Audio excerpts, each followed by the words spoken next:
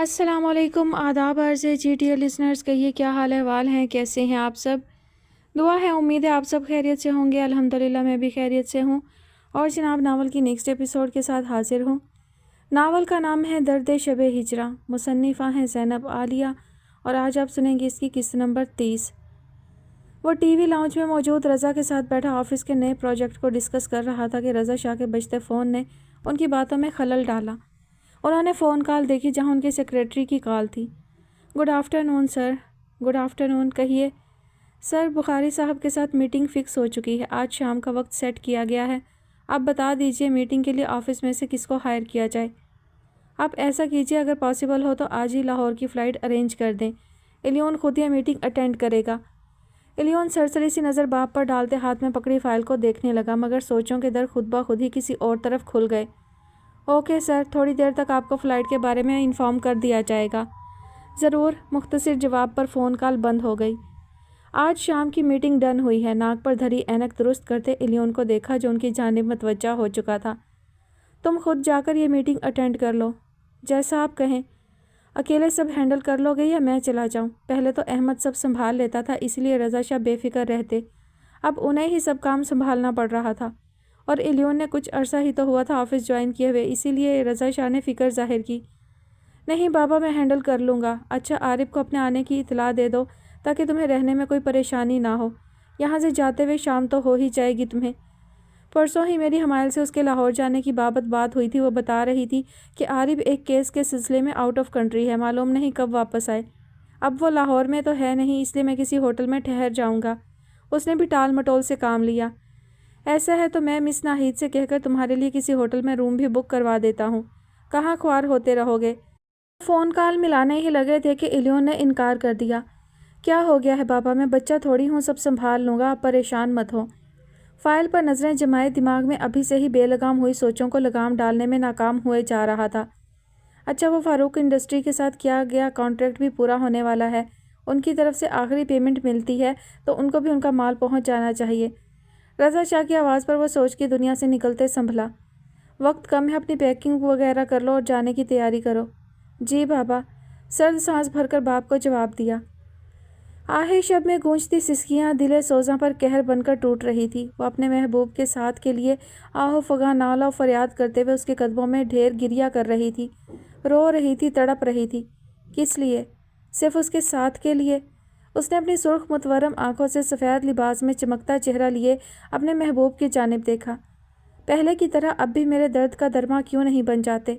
आपने मुझसे वादा किया था कि आप मुझे कभी तन्हा नहीं छोड़ेंगे, मगर आपने अपना वादा तोड़ दिया और मुझे तन्हा कर गए। क्यों आपने ऐसा किया?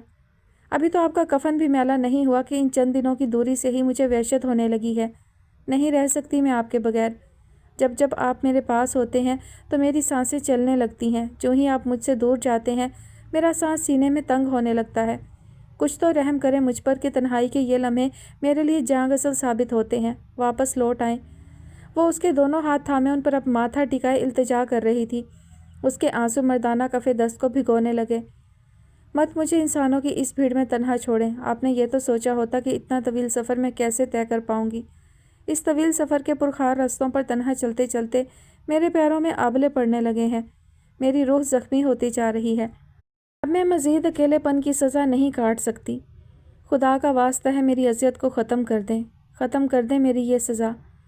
क्यों नहीं समझते, इन जानलेवा हिजर फ़राक के लम्हों में अकेले वक्त काटना मेरे लिए बाइस अज़ियत है। इसमें मेरा वक्त कटता ही नहीं। आपकी दान की गई ये हिजर फ़राक की सौगातें मेरे शब व रोज़ पर बहुत भारी और कठिन हैं। अगले पल उसने अपना माथा उसके हाथों से उठाया। मेरी इन वीरान उजड़ी आंखों में देखें। क्या इनमें आपको सोज़ो मलाल, गमो, हिजर, फ़िराक और जुदाई के सख्त पहरे नज़र नहीं आते? ऐसे कड़े पहरे जो मेरी आंखों की पुतलियों पर डेरे जमाए बैठे हैं कि कहीं आपका विसाल, आपके मिलन की नवीद इन आंखों में ना आन बसे। सब कुछ जानते हुए फिर भी अनजान बन जाते हैं, या आप मेरी कैफियत को समझकर भी नहीं समझना चाहते? उसकी कैफियत देखते वो कर्ब से आंखें मीच गया। बोलिए ना, अब चुप क्यों है? अब कि वो अपना ज़ब्त खो बैठी, उसका गिरेबान पकड़कर झंझोड़ने लगी। मुझे आपकी पल पल की खबर है, समझ सकता हूँ आप किस अज़ियत से गुज़र रही हैं। और ये आँखें, उसने उसका चेहरा अपने हाथों के प्याले में लेते उसकी आंसुओं से भरी आंखों में झांका। ان آنکھوں میں میرا ہجر سما چکا ہے، سمجھ سکتا ہوں آپ کے درد کو۔ نہیں دیکھ سکتے آپ، نہیں سمجھ پاتے۔ آپ کا ہجر میری بصارتوں کو کمزور کر رہا ہے۔ آپ کے بغیر میری آنکھوں کی رونق ماند پڑنے لگی ہے، اس میں زندگی کی شمع بجھ رہی ہے۔ میں ان آنکھوں کی چمک کبھی ماند نہیں پڑنے دوں گا، ان میں زندگی کی شمع جلتی رہے گی۔ آپ جانتی ہیں نا مجھے آپ کی چمکدار آنکھیں بہت اچھی لگتی ہیں، دیکھیں آج بھی کیسے چمک رہی ہیں۔ نہیں، اب میری آنکھیں پہلے کی طرح چمکدار نہیں رہی۔ جب آپ جاتے ہیں تو ان کی چمک ختم ہو جاتی ہے، ان کی رونق بجھ جاتی ہے، کسی کھنڈر نما ویران بنجر زمین کا منظر پیش کرنے لگتی ہیں۔ میں خود اپنی شکل دیکھ کر خوفزدہ ہو جاتی ہوں۔ یہ آنکھیں صرف آپ کو ہی دیکھنا چاہتی ہیں احمد، ہر وقت، ہر پل، ہر گھڑی۔ یہ آنکھیں صرف آپ کو دیکھنے کے لیے ترس جاتی ہیں۔ کتنی ساعتیں مجھے آپ کی آمد کا انتظار رہتا ہے، مگر آپ نہیں آتے۔ آپ کیا سمجھیں کہ انتظار کی ان طویل لمحوں کی اذیت کیا ہوتی ہے؟ کیوں میرا درد محسوس نہیں کر پا رہے؟ آپ کی بے نیازی کے یہ سلسلے میری جان لے لیں گے احمد۔ وہ اپنی داستان غم سنا رہی تھی اور اس کا محبوب اپنا حصار ہٹائے الٹے قدموں سے دور جانے لگا۔ احمد کہاں جا رہے ہیں؟ مت مجھے چھوڑ کر جائیں، میں نہیں رہ سکتی آپ کے بغیر۔ احمد رک جائیں، مت جائیں، خدا کا واسطہ ہے۔ وہ قدم قدم اس کی جانب بڑھنے لگی، مگر وہ اس کی دیوانگی پر مسکراتا اس سے مزید کچھ دور ہونے لگا۔ وہ بھاگ کر خود سے دور جاتے احمد کو پکڑنا چاہتی تھی، مگر اگلے ہی پل اس کا عکس کسی ریت کے ٹیلے کی طرح زمین پر بکھرتے غائب ہو گیا۔ اسی پل خزاں رسیدہ ویران آنکھیں ایک پل میں خواب سے کھلی اور وہ ایک جھٹکے سے اٹھ بیٹھی۔ آہ میرے مولا، کیسی آزمائش ہے یہ! ہولے سے بڑبڑاتی احمد کے بستر کی خالی جگہ پر ہاتھ پھیرنے لگی۔ بہتے آنسوؤں میں روانی در آئی۔ کیسی اذیت میں مبتلا کر گیا تھا وہ، جس کو کوئی بھی ختم نہیں کر سکتا تھا۔ اب تو احمد سے فقط ایک ملاقات بھی بند آنکھوں کے پیچھے ہوا کرتی۔ دھندلائی آنکھوں سے سائڈ ٹیبل سے فضا بیگم کے ساتھ بنی احمد کی اداس مسکراہٹ میں لپٹی تصویر اٹھائی، جہاں وہ فضا بیگم کو اپنے حصار میں لیے ہوئے تھا۔ شہرزاد کی آنکھوں سے آنسوؤں کی جھڑی موتیوں کی صورت میں بہتے ہوئے احمد کی تصویر پر گرنے لگی۔ بچھڑنے والے چلے جو ہو تو بتا کے جاؤ کہ کتنی شامیں اداس آنکھوں میں کاٹنی ہے، کہ کتنی صبحیں اکیلے پن میں گزارنی ہے۔ بتا کے جاؤ، بتا کے جاؤ کہ کتنے سورج عذاب رستوں کو دیکھنا ہے، کہ کتنے ماہتاب سرد راتوں کی وسعتوں سے نکالنے ہیں۔ بتا کے جاؤ، بتا کے جاؤ کہ چاند راتوں میں وقت کیسے گزارنا ہے، خاموش لمحوں میں تجھ کو کیسے پکارنا ہے۔ بتا کے جاؤ، بتا کے جاؤ کہ کتنے لمحے شمار کرنے ہیں ہجرتوں کے، کہ کتنے موسم جدائیوں میں گزارنے ہیں۔ بتا کے جاؤ، بتا کے جاؤ کہ پنچھیوں نے اکیلے پن کا سبب جو پوچھا تو کیا کہوں گا؟ کسی نے رستے میں روک کر جو مجھ سے پوچھا کہ پچھلے موسم میں سائے سائے جو اجنبی تھا کہاں گیا وہ، تو کیا کہوں گا؟ بتا کے جاؤ، بتا کے جاؤ کہ میں کس سے تیرا گلہ کروں گا، بچھڑ کے تجھ سے حبیب میں کس سے ملا کروں گا۔ بتا کے جاؤ، بتا کے جاؤ کہ آنکھ برسی تو کون موتی چنا کرے گا، اداس لمحوں میں دل کی دھڑکن سنا کرے گا۔ بتا کے جاؤ، بتا کے جاؤ کہ تجھ سے بچھڑ کے یہ وقت کیسے گزارنا ہے، اجاڑنا ہے، نکھارنا ہے، بدن کو کتنا سنوارنا ہے۔ بتا کے جاؤ، بچھڑنے والے چلے جو ہو تو بتا کے جاؤ، بتا کے جاؤ۔ بیڈ گراؤنڈ سے ٹیک لگاتے نیم دراز ہو گئی کہ اب تو ساری رات اس کی جاگتی آنکھوں میں ہی کٹنی تھی۔ اس کمرے میں جہاں اس نے اکیلے ہی کیا کیا نہ سپنے سجائے تھے، سب ختم ہو گئے۔ وہ جاتے جاتے اس کا سب سے قیمتی احساس بھی ساتھ ہی لے گیا تھا۔ وہ آج کی کامیاب میٹنگ بھگتا چکا تھا۔ ہوٹل کے کمرے میں تنہا بیٹھا چائے پیتے، بالآخر ایک ماہ سے دل جس شش و پنج میں جکڑا تھا، وہ اس شش و پنج سے نکلنے میں کامیاب ہو ہی گیا۔ اس کی نظر دیوار گیر گھڑی کی طرف اٹھ گئی، جہاں رات کے 12 بج چکے تھے۔ اس نے سائڈ ٹیبل سے اپنا والٹ اٹھا کر قمیض کی سائڈ والی جیب میں رکھا، بیڈ پر پڑی براؤن شال اٹھا کر اپنے کندھوں پر پھیلا کر لیتے ہوئے کمرے سے باہر نکل آیا۔ روڈ پر آتے سامنے کھڑی کیب میں بیٹھ کر مطلوبہ جگہ کا نام بتایا، جس پر ایک بار تو ڈرائیور نے اسے حیرت سے دیکھا، پھر انکار کر دیا۔ رات کے اس پہر اس علاقے میں جانے کے لیے شاید ہی کوئی ٹیکسی ملتی، اسی لیے الیون نے اسے ایک بڑا نوٹ نکال کر تھما دیا، جس پر وہ لالچ میں آتے مان ہی گیا، لیکن یہ بات بھی کلیئر کر دی کہ وہ چکلے سے پیچھے ہی اسے اتار دے گا، آگے وہ خود جائے گا، جس پر الیون نے بھی کوئی بحث نہ کی۔ گاڑی سے اترتے الیون نے مزید 500 کا نوٹ ڈرائیور کو تھمایا اور سست روی سے چلتے قدم اپنی منزل کی جانب بڑھا دیے۔ یہ وہ جگہ تھی جہاں یہ احمد کے ساتھ کئی بار آیا اور ہر بار دونوں بھائی ایک ہی اذیت کے زیر اثر نکلتے۔ اس کے قدم اپنی منزل کی جانب گامزن تھے۔ ہیرا منڈی کی چکا چوند اپنی عروج پر تھی۔ وہاں پر رات کا منظر دن کا منظر معلوم ہوتا تھا۔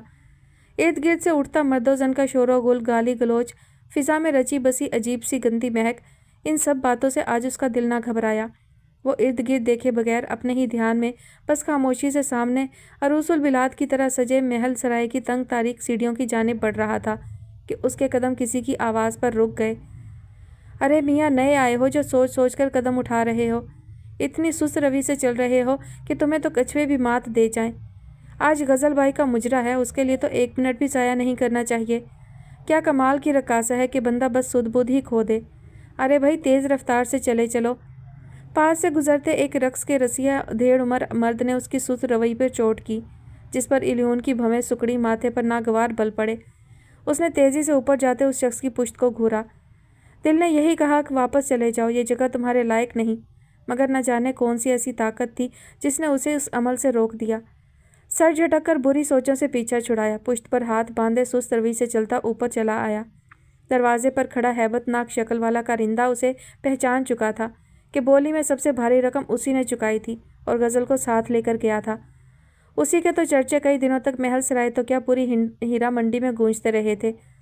وہ داخلی حال سے گزر کر وسیع حال میں آیا۔ سامنے ہی مہمان خانے کو جاتی خانم سامنے سے آتے الیون کو دیکھ کر رک گئی۔ اس کی تو باتیں ہی کھل گئیں۔ خوش آمدید، خوش آمدید۔ خانم کی چاپلوسی عروج پر پہنچی۔ سرکار، ہم جانتے تھے آپ دوسری بار ضرور آئیں گے، کیونکہ ایک بار جو محل سرائے میں قدم رکھ لے پھر محل سرائے کا ہی ہو کر رہ جاتا ہے۔ پچھلی بار آپ آئے تھے اور ہماری ملاقات نہ ہو سکی، اس کے لیے سب سے پہلے تو میری معذرت قبول کریں۔ خانم کے بازاری لب و لہجے پر الیون نے بس سر ہلانے پر اکتفا کیا۔ آپ بہت مدت بعد آئے، ہم تو آپ کو بہت یاد کیے۔ خیر، دیر سے آنا بھی آپ کی ایک ادا ہی سمجھیں گے۔ ویسے آج آپ کی آمد صحیح موقع پر ہوئی کہ آج رقص و سرور کی محفل سجنے والی ہے۔ الیون نے سامنے کھڑی چاپلوسی میں لپٹی عورت کو دیکھا، جسے دیکھتے ہی اس کے میک اپ زدہ چہرے سے نفرت ہو جانی لازمی بات تھی۔ آئیے حضور، مہمان سرائے میں آ کر ہمیں اپنی خدمت کا موقع دیجیے کہ آج کے ہمارے مہمان خصوصی آپ ہی ہیں۔ آج تیمور خانزادہ کی جگہ الیون نے لے لی، کیونکہ خانزادہ کے بعد الیون ہی بھاری آسامی تھی جو خود چل کر یہاں دوسری بلکہ تیسری بار آیا تھا۔ الیون کے ماتھے پر پڑے ناگوار بلوں کو دیکھ کر خانم نے اپنی چاپلوسی پر قابو پایا کہ وہ اتنی بھاری آسامی کو ناراض نہیں کرنا چاہتی تھی۔ ہمیشہ کی طرح مہمان سرائے کو بہت ہی خوبصورتی سے سجایا گیا، جیسے کسی بادشاہ کا دربار لگنے والا ہو۔ مہمان خانہ مشک بار تھا، ہر طرف سے طبیعت پر خوشگوار اثر چھوڑنے والے عطروں کی مہک پھیلی تھی۔ فانوس سے حال مکمل طور پر روشن تھا۔ ارباب عشرت کی آمد ہو چکی تھی۔ موسیقی کار پہلے سے موجود اپنی جگہ سنبھالے بیٹھے تھے۔ وہ خانم کے ساتھ مہمان خانے میں داخل ہوا۔ وہاں پر ہر قسم کا مرد پہلے سے محفل کا حصہ بن چکا تھا اور کچھ محفل کا حصہ بننے کے لیے ابھی تک آ رہے تھے۔ ان میں وہی ادھیڑ عمر مرد جو ابھی ہی تھوڑی دیر پہلے الیون سے بات کر رہا تھا، ہاتھ میں جام پکڑے ایک طرف بیٹھا لطف اندوز ہوتا ساتھ بیٹھے مردوں سے بات چیت کر رہا تھا۔ خانم نے ریشما کو نئے مہمان کو جام پیش کرنے کا کہا، جس پر وہ انکار کر چکا تھا۔ ارے جناب، کبھی کبھار منہ کا ذائقہ بدلنے میں کوئی مذائقہ نہیں، دیسی ولایتی دونوں ہیں، چاہے شراب ہو یا پھر شباب۔ ضرورت نہیں۔ روکھے سخت لہجے میں ماتھے پر ناگوار بل ڈالے صاف انکاری ہوا۔ مرضی ہے آپ کی، ہم تو آپ کے حکم کے غلام ہیں۔ خانم نے مسکرا کر کہتے الیون کو ارباب نشاط کے سامنے والی جگہ دے دی۔ یہ جگہ اسی مرد کی ہوتی جو خانم کو سب سے زیادہ مالدار لگتا۔ ریشما سے غزل کو بلانے کا کہا اور اپنی جگہ پر جا کر بیٹھ گئی۔ تھوڑی دیر بعد سجی سنوری غزل ارباب نشاط کے ہمراہ چلی آئی۔ چھن چھن گھنگروؤں کی آتی مدھر آواز پر الیون کی سماعتیں بیدار ہوئیں۔ غیر ارادی طور پر اس کی نظریں حال میں داخل ہوتی دلہن کی طرح پور پور سجی سنوری جالی دار دوپٹے کا گھونگھٹ نکالے غزل کی جانب اٹھی اور اگلے ہی پل نظریں جھکتی اس کے سرخ رنگ سے سجے پیروں میں بندھے سونے کے سنہری چمکتے گھنگروؤں کے ساتھ حرکت کرنے لگیں۔ غزل کے ساتھ آتی مستانی کی نظریں باقی مردوں سے ہوتی سامنے بیٹھے جھکی نظروں والے لڑکے کو دیکھ کر ساکت رہ گئی۔ وہ اسے پہچان چکی تھی، یہ وہی تھا جس نے غزل کو خریدا تھا اور اسے منصف کے ساتھ بھی تو دیکھا تھا۔ یہ یہاں کیا کر رہا ہے؟ مستانی سوچوں میں الجھ کر رہ گئی۔ مستانی کی طرح غزل بھی اپنی جگہ پر ٹھٹک گئی۔ آج وہ اسے دوسری بار دیکھ رہی تھی، مگر کچھ ایسا تھا جس نے اسے ٹھٹک جانے پر مجبور کر دیا۔ हाँ, उसकी ज़ीरक नज़रों ने वो कमी पकड़ ली। पहली बार की निस्बत अब की बार उसके चेहरे के तासुरात कुछ बदले बदले से थे। आज वही झुकी आंखें जिसे वो साहिर अबलक चश्म का खिताब दे चुकी थी, यही आंखें उजड़ी हुई खिज़ां रसीदा वीरान मालूम हो रही थीं। आंखों के गिद्ध स्याह हल्के वाजे थे तो उसके चेहरे पर छाई कर्ब की तहरीरें भी गज़ल की ज़ीरक नज़रों से छुपी न रह सकी। जो खुद गम में मुब्तला हो वही गम की तहरीरों को पढ़ सकता है। या अल्लाह खैर, ऐसा भी क्या सानेहा सामने बैठे लड़के पर हो गुजरा कि यूँ उजड़ी हालत लिए फिर से यहाँ मौजूद है। कहीं इसकी चमकदार आंखों की चमक मेरी नज़रें बद से तो मांद नहीं पड़ गई। कैसी हालत है इसकी, जैसे दिल का आंगन बड़ी बेदर्दी से उजड़ा हो। वो अपनी सोचों में गुम उसकी मौजूदगी से ही कुछ बेचैन हुई कि खानम की पुकार पर उसने उनकी जानिब देखा जो उसे महफिल शुरू करने का इशारा दे रही थी। मस्तानी इलियोन पर ही घूरती नजरें गाढ़े खामोशी से खानम के पीछे जाकर बैठ गई। सफ़ेद बीची चांदनी पर गज़ल आगे जबकि बाकी रक्स करने वालियाँ उसके पीछे वाली जगह एक तरतीब से संभाल चुकी थी। गज़ल ने उसकी फ़िक्र से पीछा छुड़ाया और सफ़ेद बीची चांदनी पर उसके बिल्कुल सामने बैठ गई। लेकिन सोचें कब पीछा छोड़ रही थीं, बार बार उसी की जानिब भटक जाती। महफिल शुरू हुई। नेट के जालीदार दुपट्टे से इलियोन को देखते मखसूस अंदाज में महफिल के आगाज़ के इब्तदाई अशार कहे। तन मन धन बाजी लागी रे, धन धन मोरे भाग बाजी लागी रे, लागी लागी सब कहें, लागी लगी न अंग, लागी तो जब जानिए जब रहे गुरु के संग, खुसरो बाजी प्रेम की जो मैं खेली पी के संग, जीत गई तो पिया मोरे जो मैं हारी पिया के संग। अब यहाँ बाजी से मुराद बाजी है, इसे कोई बड़ी बहन वाली बाजी मत समझ लीजिएगा। चेहरे पर पड़े दुपट्टे को सर से पीछे एक झटके से गिरा दिया गया। अशार पर हर तरफ से वाह वाह की सदा उठी। गज़ल ने चूड़ियों और मोतियों की गजरों से सजा दायां हाथ माथे तक ले जाकर उनकी दाद पर शुक्र बजा लाते हुए पूरी महफिल पर नज़र दौड़ाई, फिर हाथों से ताली बजाई। उसके इशारे पर मौसीकीकारों ने साज के सुरों को छेड़ा। दूसरी रकासाओं के साथ वो भी अपने रक्स का जादू जगाने लगी। तबले की ताल पर घुंघरू छनकने लगे तो महफिल खूब जमने लगी। वो लाख अपने रक्स पर ध्यान देने की कोशिश करती मगर ध्यान बार बार भटक कर उसकी तरफ चला जाता जो सर झुकाए उसे देखने से मुकम्मल इज्तनाब बरतते, नज़रों पर कड़े पहरे बिठाए इस महफिल का हिस्सा बनकर भी यहाँ मौजूद ना था। रक्स करते ही उसकी नज़र खानम की जानिब उठी जो आंखों के इशारे से उसे नए मेहमान को रिझाने का कह रही थी। खानम की बात पर अमल करते उसके करीब घुटनों के बल बैठते मज़ीद करीब हुई कि गैर इरादी तौर पर इलियोन ने उसके यूं करीब आ जाने पर गैर इरादी तौर पर उसे परे हटाया, मगर परे धकेलने की शिद्दत कुछ ज़्यादा थी कि वह उलटकर औंधे मुँह गिरी। मौसीकीकारों के सांस थमे, हाल में सन्नाटा छा गया। फर्श पर हथेलियाँ टिकाए थोड़ा सा ऊपर को उठती गज़ल ने उसे गज़बनाक नज़रों से घूरा, जबकि वो उसे देखने से मुकम्मल गुरेज़ां था। भरे मजमा में होने वाली ऐसी हितक पर गज़ल का रंग सुर्खी माइल हुआ। माजरत चाहूँगा। गज़ल के बुरा भला कहने से पहले ही वो नदामत ज़दा लहजे में बोलते उठने लगा कि पास ही पड़े वाइन ग्लास को हाथ लगने से वाइन का भरा ग्लास उसकी चादर पर उलट गया। अरे मियाँ, क्यों बौखलाए जा रहे हो? क्या पहली बार की आमद है? अरे ऐसे तमाशे तो मैंने भी पहली बार ना किए। उसी ठरकी बुढ़े की आवाज़ पर वहाँ मौजूद सभी रक्स के रसिया कहकहा लगा बैठे। वो गुस्सा जब्त किए उठा और किसी की जानिब भी देखे बगैर हाल से निकलता चला गया। पीछे खानम भी बौखलाई हुई निकलते उसे राह में ही रोक चुकी थी। अरे सरकार, ऐसा क्या हो गया कि बीच राह में ही महफिल छोड़कर जा रहे हैं? क्या रक्स की मलिका का रक्स आपके मन को नहीं भाया जो उसे यूं झटक दिया? नहीं, ऐसी कोई बात नहीं, मैं फिर आऊँगा। उजलत भरे अंदाज में जेब से कुछ नोट निकालकर खानम को थमाए और लंबे लंबे डग भरता दाखिली दरवाजे की जानिब बढ़ता चला गया। खानम कुछ उलझ सी गई, इसीलिए नोट देखे बगैर कमर के साथ बंधी राजस्थानी पोटली में रखे और वापस आई के दरवाजे से निकलती मस्तानी को देखा। तू कहाँ जा रही है? खानम, मैं आती हूँ। मस्तानी ने दाएं हाथ की मुट्ठी बनाकर खानम के सामने करते उसकी सबसे छोटी उंगली खानम को दिखाई। जा दफ़ा हो। खानम नखुवत से बोलते अंदर चली गई कि कुछ देर पहले जो बदमज़गी फैली थी वो कुछ कम हो चुकी थी। महफिल का टूटा सिलसिला बहाल हो चुका था। वह रक्स तो कर रही थी मगर सोचें सिर्फ उसी अनजान लड़के की तरफ लगी थी। वो खुद तो चला गया मगर उसकी सोचों को अपने साथ बांध लिया।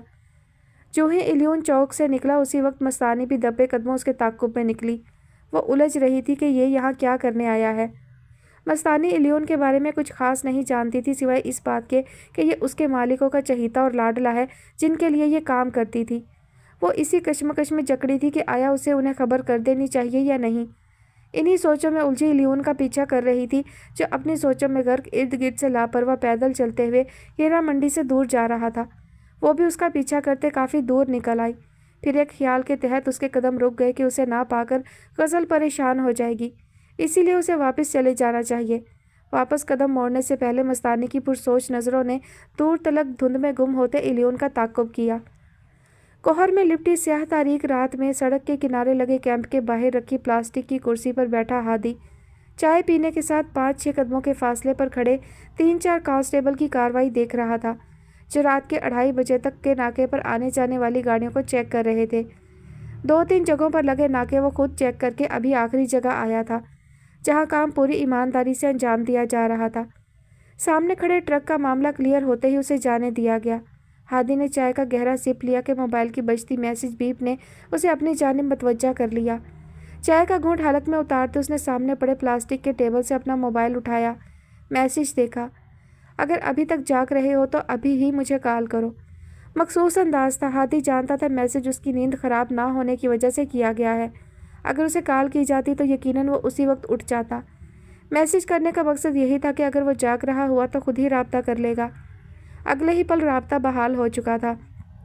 हाँ बोलो, डिस्टर्ब तो नहीं किया? दूसरी जानिब से पूछा गया। नहीं, तुम कहो। कहाँ हो तुम? दूसरी तरफ हैरत बचा थी कि वह अभी तक सोया नहीं था। नाके पर हूँ, अभी थोड़ी देर तक पेट्रोल के लिए निकलने वाला हूँ, उसके बाद घर जाऊँगा। तुम कहो, कोई ख़ास बात, कोई नई खबर है? हादी ने फिक्रमंदी से पूछा। हाँ, वो चकले के आगे जाती सुनसान सड़क पर तुम्हारा एक ख़ास मेहमान जा रहा है। उसे संभाल लेना, रात काफ़ी बीत गई है, सोचा कुछ नुकसान ना हो जाए। हादी चौंक उठा कि जिस सड़क का वो बता रही थी वहाँ तो आए रोज़ वारदातें होती रहती थी। कौन? दूसरी तरफ से नाम के साथ मज़ीद कुछ कहा गया, जिस पर हादी होंठ भींच कर रह गया। काल मुनक़ता हो चुकी थी। इलियोन मस्तानी की नज़रों से ओझल हो चुका था। मस्तानी भी वापस पलटी और अपने ठिकाने की जानिब बढ़ रही थी कि न जाने कहाँ से कुछ लफंगे उसकी राह रोके खड़े हो गए, जैसे उसी की ताक में हो। देखने में ही हट्टे कट्टे मालूम हो रहे थे। मस्तानी को अपनी नादानी पर ताव आया कि रात की स्याही में किसी को मुसीबत से बचाते बचाते वो खुद ही किसी मुसीबत में फंस गई थी। मस्तानी ने उन चारों पर एक नज़र दौड़ाई जो उसके देखते ही देखते उसके गिर्द दायरा बना चुके थे, मगर एक लड़के पर उसकी नज़र ठहर सी गई, जिसके गले में मोटी सोने की चेन थी, जिससे कुछ माह पहले जब उसने महल सराय आना शुरू किया था तब उसका टाकरा उस चेन वाले लड़के से हुआ था और हाथापाई में मस्तानी का हाथ जख्मी हुआ था। ये क्या बेहूदगी है, हटो मेरे रास्ते से, वो सख्त लहजे में गुर्राई। पहचाना मुझे? उसी चेन वाले लड़के ने गलीज नज़रों से उसे सर से पाँव तक देखकर कहा। हाँ, बहुत अच्छे से पहचान चुकी हूँ तुझे। लगता है तेरे पेट में फिर से मरोड़ उठ रहे हैं, इसीलिए हकीम मस्तानी की हकीमी पक्की लेने फिर से इसके पास चला आया है। मस्तानी ने नडर अंदाज में कहा और एक लड़के को साइड पर हटाए आगे चल दी। अरे बिल्लो रानी, इतनी भी क्या जल्दी है? रात गए कहाँ की सैरें की जा रही हैं? चल आजा हमारे साथ। सुहानी रात है, तू भी अकेली, हम भी अकेले।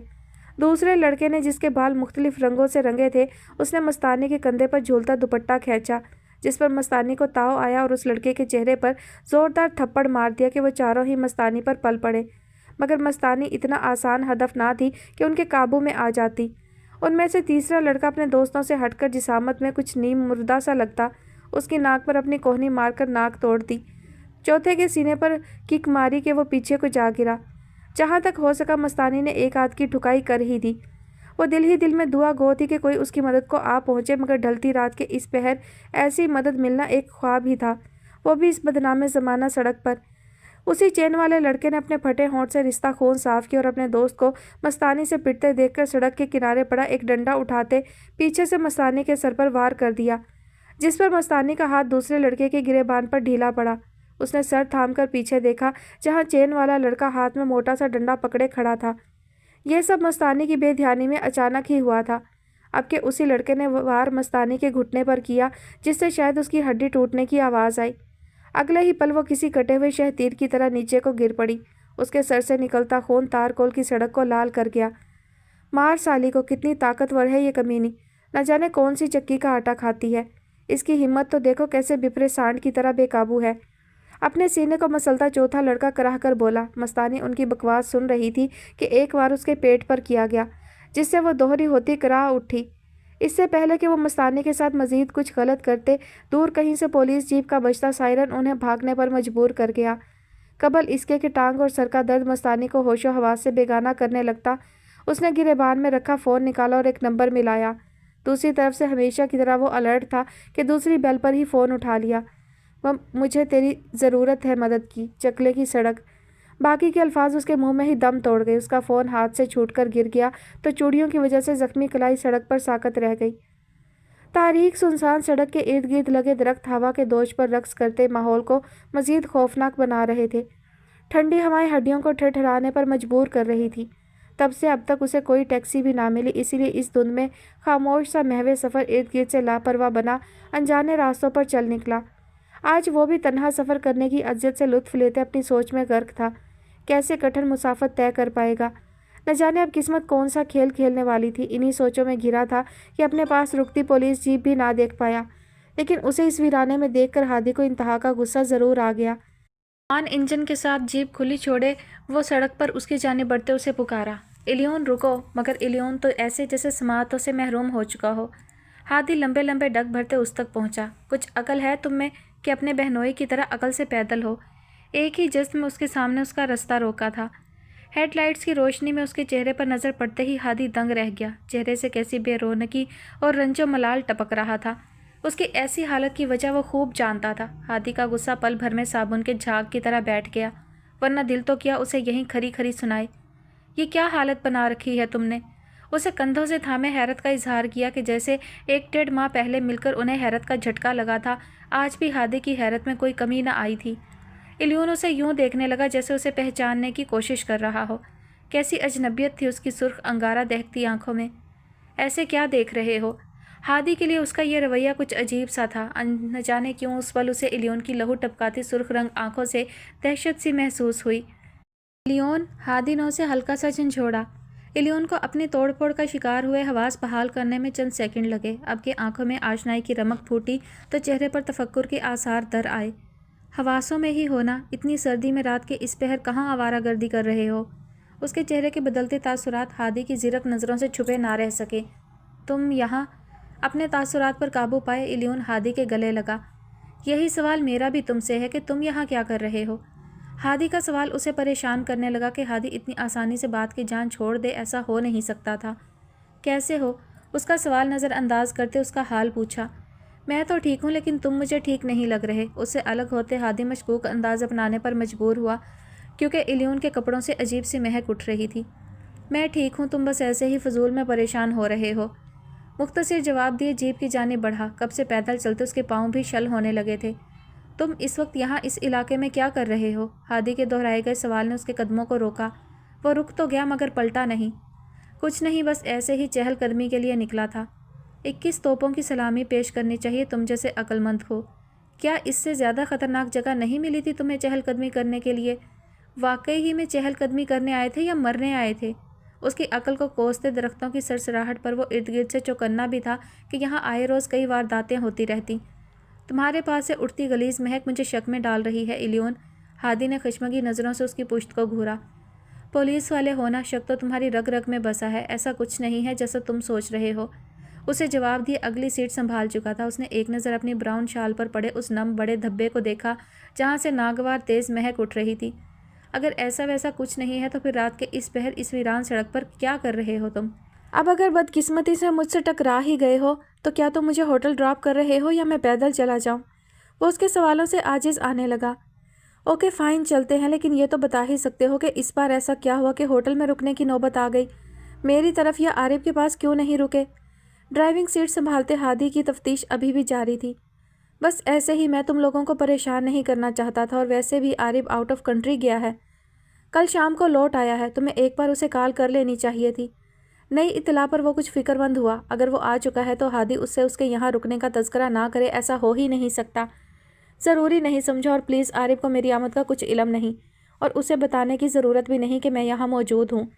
الیون کا انداز کچھ تنبیہ تھا، کیونکہ عارف کو اگر اس کے لاہور آنے کا معلوم ہو جاتا تو وہ اسے ایک دن بھی ہوٹل میں قیام نہ کرنے دیتا۔ کیوں؟ لاہور میں آ کر ایسا کون سا گل کھلانے لگے ہو کہ عارف کو پتہ نہ چلے؟ الیون سمجھ نہ پایا اس مہک کی وجہ سے ہادی طنز کر رہا ہے یا پوچھ رہا ہے۔ پلیز ہادی، جیسی تفتیش تم کر رہے ہو ایسی ہی تفتیش عارف کرے گا، اور مجھے صفائیاں دینا پسند نہیں، اسی لیے کہہ رہا ہوں اسے کچھ مت بتانا۔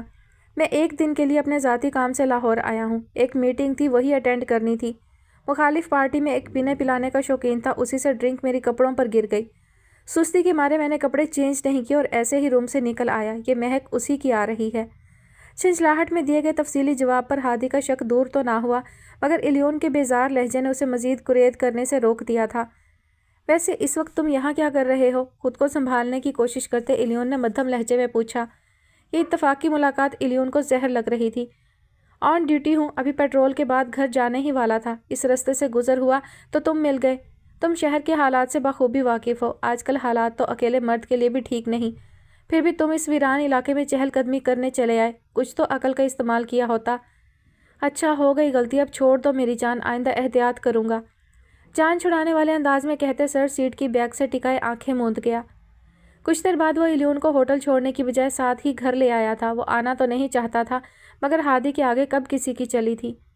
کمرے میں آتے ہی ہادی نے سب سے پہلے آتش دان چلایا، پھر اپنے پیروں کو بھاری جوتوں سے آزادی دی۔ تم نے کھانا کھایا یا نہیں؟ اب کے ہادی نے ہولسٹر بیلٹ اتارتے فکر مندی سے پوچھا۔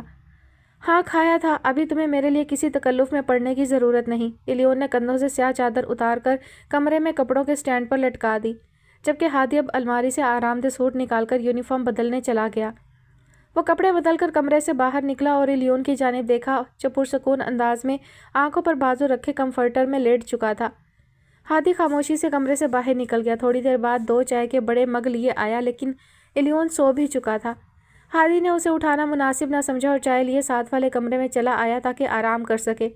دن بھر کی تھکاوٹ سے اس کا جوڑ جوڑ دکھ رہا تھا، اب بس سونا چاہتا تھا، مگر شاید ابھی پرسکون نیند لینا اس کے نصیب میں نہ تھا۔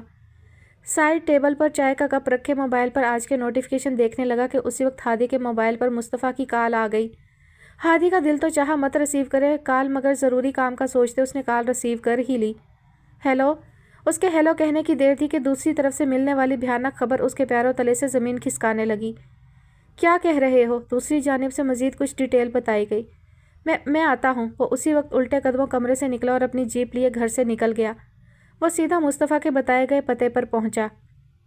Now your patient is out of danger. You can meet him. Doctor نے پیشہ ورانہ انداز میں کہا۔ ڈاکٹر کوئی زیادہ پریشانی یا خطرے والی بات تو نہیں؟ ویسے تو خطرے کی کوئی بات نہیں، لیکن پاؤں اور گھٹنے کی ہڈی فریکچر ہوئی ہے جسے ریکور ہونے میں کم از کم 3 ساڑھے 3 ماہ لگ سکتے ہیں۔ ڈاکٹر نے مزید ایک تو بات کی اور آخر میں ایک تسلی بھری مسکراہٹ ان دونوں کی طرف اچھال کر چلا گیا۔ وہ دونوں بھی اس روم کی جانب بڑھے جہاں مستانی موجود تھی، جس کے سر پر پٹی بندھی تھی تو پوری ٹانگ پر پلاسٹر لگا تھا۔ اس کا چہرہ بھی کہیں کہیں سے زخمی تھا۔ میری وجہ سے تم لوگوں کا کام رک جائے گا، انہیں دیکھ کر مستانی بجھے لہجے میں بولی جو اس کے بیڈ کے پاس آ کھڑے ہوئے۔ کوئی بات نہیں، میں سنبھال لوں گا، تم دل چھوٹا مت کرو، تسلی بھرے لہجے میں جواب دیا گیا۔ لیکن مستانی ایسی تسلی پر جھنجھلاتے ٹانگ پہ بندھی پٹی کو دیکھنے لگی۔ بیٹھے بٹھائی ہی عجیب مصیبت گلے پڑ گئی ہے۔ مت غصہ ہو، بس 3 ماہ کی تو بات ہے۔ ڈاکٹر نے کہا ہے کہ پلاسٹر بھی جلد ہی اتر جائے گا۔ ان 3 مہینوں میں کیا سے کیا ہو جائے، کچھ اندازہ ہے تم لوگوں کو؟ میری وجہ سے مزید کام لٹک گیا۔ مستانی غصہ ہونے لگی۔ مصیبت اور موت بتا کر نہیں آتی، جب آنی ہوتی ہے تو آ جاتی ہے، کچھ نہ کچھ تو بہتری ہوئی ہوگی نا۔ تم بس سب پریشانیوں کو چھوڑ کر اپنی صحت کی طرف توجہ دو تاکہ جلد ٹھیک ہو سکو۔ کون تھے وہ لوگ؟ ان دونوں کی گفتگو پر اب کی بار ہادی نے مداخلت کی۔ مستانی اسے سب بتانے لگی، یہ بھی کہ وہ ہیرا منڈی کے ارد گرد کے علاقے میں ہی کہیں رہتے ہیں۔ ہادی ساری معلومات ان لڑکوں کا نقشہ ذہن نشین کرتا جا رہا تھا۔ اس گزرتے 1 ہفتے میں وہ اسی کے بارے میں سوچتا رہا، کوئی راہ سجھائی نہیں دی کہ وہ ایسا کیا کرے کہ غزل اسے تسلی سے سن لے۔ وہ اسے مل کر سب حقیقت بتا دینا چاہتا تھا، مگر بعد کے نتائج سے بھی وہ پوری طرح آگاہی رکھتا تھا کہ غزل منصف احمد کا نام سنتے ہی اسے بھی اپنے محل سرائے سے دھکے مار کر نکلوائے گی۔ اس کی بھی ویسی ہی تذلیل کی جائے گی جیسی منصف احمد کی گئی۔ اگر یہ غزل کی نظروں میں منصف کے بھائی کی حیثیت سے آیا تو وہ قطعاً اسے بھی کبھی نہ ملتی۔ وہ منصف کا نام سننے کو تیار نہ تھی، کجا اس کی بات سنتی۔ اس بات سے قطعی لا علم کہ اب تو وہ منصف کی آمد کی منتظر رہتی ہے۔ اسے خود ہی یہ جنگ لڑنی تھی جس کے لیے اس نے ایک لائحہ عمل تیار کیا۔ اس کے نزدیک یہ دھوکہ دہی اور منافقت ناقابل قبول تھی، مگر اس کے سوا اور کوئی چارہ بھی نہ تھا، کرتا بھی تو کیا۔ وہ بہت جلد اسے اس گندگی کے ڈھیر سے نکال کر اس گھر میں لانا چاہتا تھا۔ وہ تو اسے اپنے بھائی کی محبت کے نام سے ہی اس گھر میں ایک مرتبہ دینا چاہتا تھا، لیکن ایک بات جو اسے بہت ہی بے چین رکھتی وہ یہ کہ کیا اس کا خاندان اسے اس گھر میں جگہ دے گا؟ جواب واضح تھا، نہیں۔ اس سے ہمدردی جتائی جا سکتی تھی، مگر ایک ایسی عورت کو جس نے 20 سال بازار حسن میں گزارے، اسے کیسے اس گھر میں جگہ ملتی؟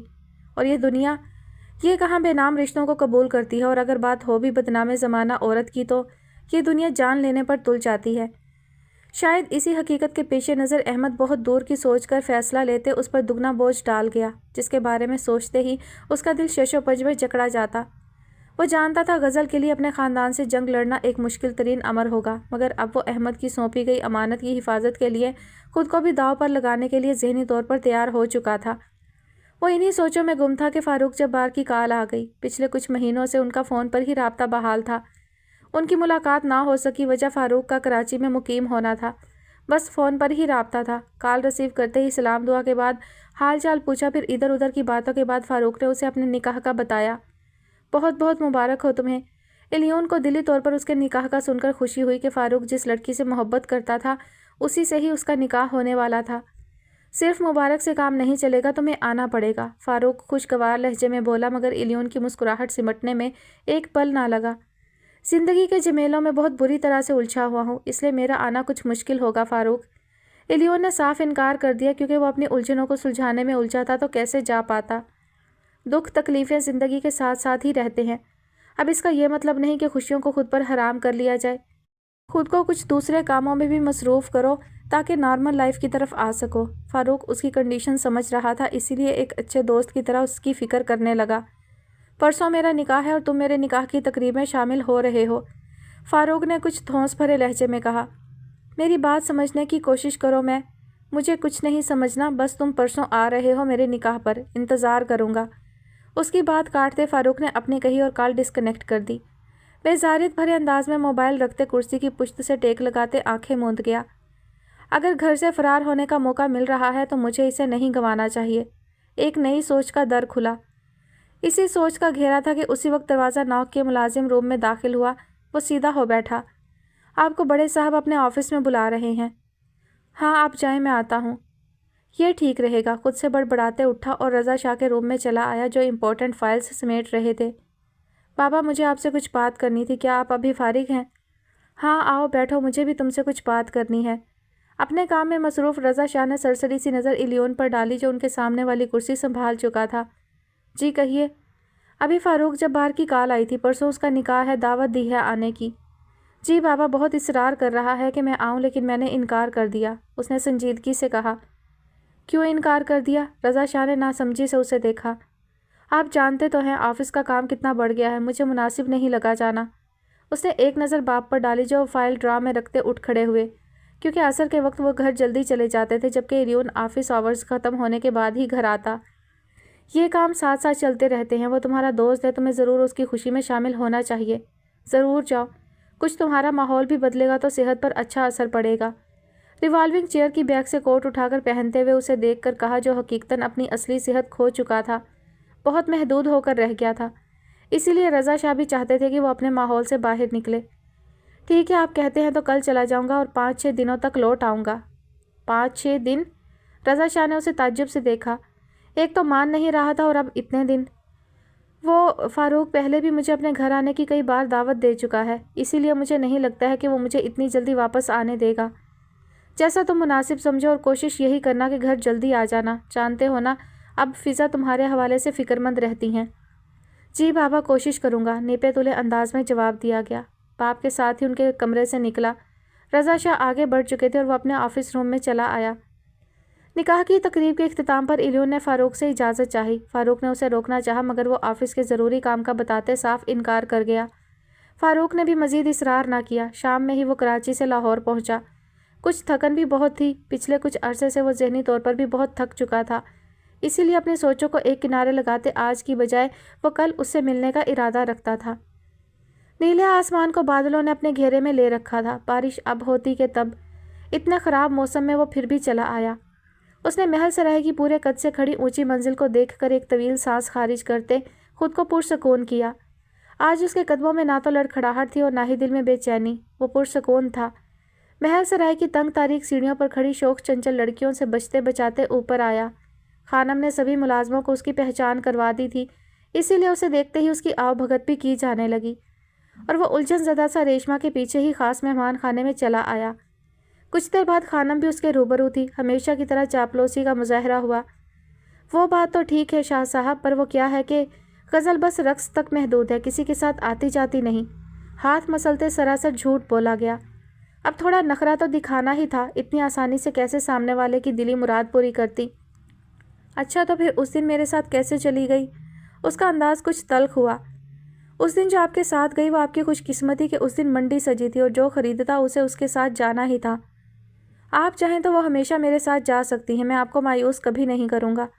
اس نے ہمیشہ پر زور دیا۔ تو ٹوک انداز اور لب و لہجہ ایسا تھا جیسے وہ اس میدان کا منجھا کھلاڑی ہو۔ کیا وہ آپ کے من کو بھاگی ہے جو ہمیشہ کی بات کر رہے ہیں؟ خانم بھی پوری کائیاں عورت تھی، آج ہی اس کے ارادے جان لینا چاہتی تھی، اور وہ بھی باخوشی خانم کو اپنے ارادوں سے آگاہی دیتے جان بوجھ کر ان کے جال میں پھنسنے کے لیے بالکل تیار تھا۔ بہت، اسی لیے تو انہیں خود تک محدود کرنے آیا ہوں۔ اسے اپنا ہی لہجہ بیگانہ سا لگا۔ اس ماحول میں آنے کے لیے اسے اپنا انداز گفتگو طور طریقے عارضی طور پر بدلنے پڑے۔ بہت نخریلی ہے وہ، کسی مرد کو اتنی آسانی سے گھاس نہیں ڈالتی، پر آپ کے لیے تو مجھے کچھ کرنا ہی پڑے گا نا۔ اپنی خوشی سے جو آپ کو دوں وہ آپ کا ہی ہے، بشرط یہ کہ وہ بس میرے لیے ہی خاص رہنی چاہیے۔ ان کا ایک ایک پل صرف میرا ہی ہوگا۔ لہجے میں سطحی پن اترا، دل اذیت کے شکنجے میں جکڑا گیا۔ خانم کی لالچی طبیعت سمجھتے اسے بھاری رقم تھمائی کہ خانم کی آنکھیں ابل کر باہر گرنے لگیں۔ ایک ہی بار میں اتنا؟ کیا ہوا، کم ہے؟ الیون نے کمینی مسکراہٹ لی جس انداز میں پوچھا اس پر خانم بوکھلا کر رہ گئیں۔ نہیں سرکار، میں تو یہ سوچ رہی ہوں کہ دل کے بہت سخی ہیں آپ، تو ایسی سخاوت آپ بھی دکھائیں اور انہیں میرے ساتھ بھیج دیں۔ ایک بار پھر سے خریدار بن بیٹھا۔ اذیت در اذیت تھی جس سے بچنا اب اس کے لیے ناممکن تھا۔ ہاں کیوں نہیں، آپ کھڑے کیوں ہیں؟ بیٹھیے نا، میں خود جا کر غزل کو لاتی ہوں۔ بلکہ ریشما تم انہیں خاص کمرے میں؟ نہیں، میں باہر گاڑی میں انتظار کر رہا ہوں، آپ انہیں چوک میں بھیج دیں۔ ناگوار لہجے میں خانم کی بات کا مفہوم سمجھتے ان کی بات کاٹ گیا۔ خانم کے ہونٹوں پر مانی خیزی سی مسکراہٹ بکھر گئی۔ یہاں کا ماحول خاصا پرسکون ہے، آپ کی تنہائی میں کوئی خلل نہیں پڑے گا، اور ویسے بھی موسم کے تیور بھی کچھ ٹھیک نہیں، کسی وقت بھی آسمان می برسا دے۔ شام سے رات ہونے میں کچھ پل ہی باقی ہیں، آپ آج یہیں قیام۔ آپ سے جتنا کہا گیا ہے اتنا ہی کیجیے، جلدی بھیجے انہیں، میں انتظار کر رہا ہوں۔ خانم کی بات کاٹتے بمشکل خود پر ضبط کر پایا۔ الیون کے جاتے ہی خانم نے ہاتھ میں پکڑے نوٹوں کی موٹی گڈی ناک کے پاس لے جا کر کڑکتے نوٹوں کی خوشبو کو سونگھتے اپنے اندر اتارا۔ پھر اپنی کمر میں ارسی کپڑے کی بنی راجستھانی پوٹلی نکال کر اس میں پیسے رکھ کر کمر کے ساتھ واپس لٹکاتے ریشما کے ہمراہ غزل کے کمرے کی طرف بڑھی۔ وہ دونوں غزل کے کمرے میں داخل ہوئی جہاں غزل گھاگرا چولی میں ملبوس سنگھار میز کے سامنے تیار بیٹھی نئی بندوں کی جوڑی کو محبت بھری نظروں سے دیکھ رہی تھی۔ یہ وہ جوڑی تھی جو وفا نے اسے دی تھی اور وہ ایک بار بھی نہ پہن سکی۔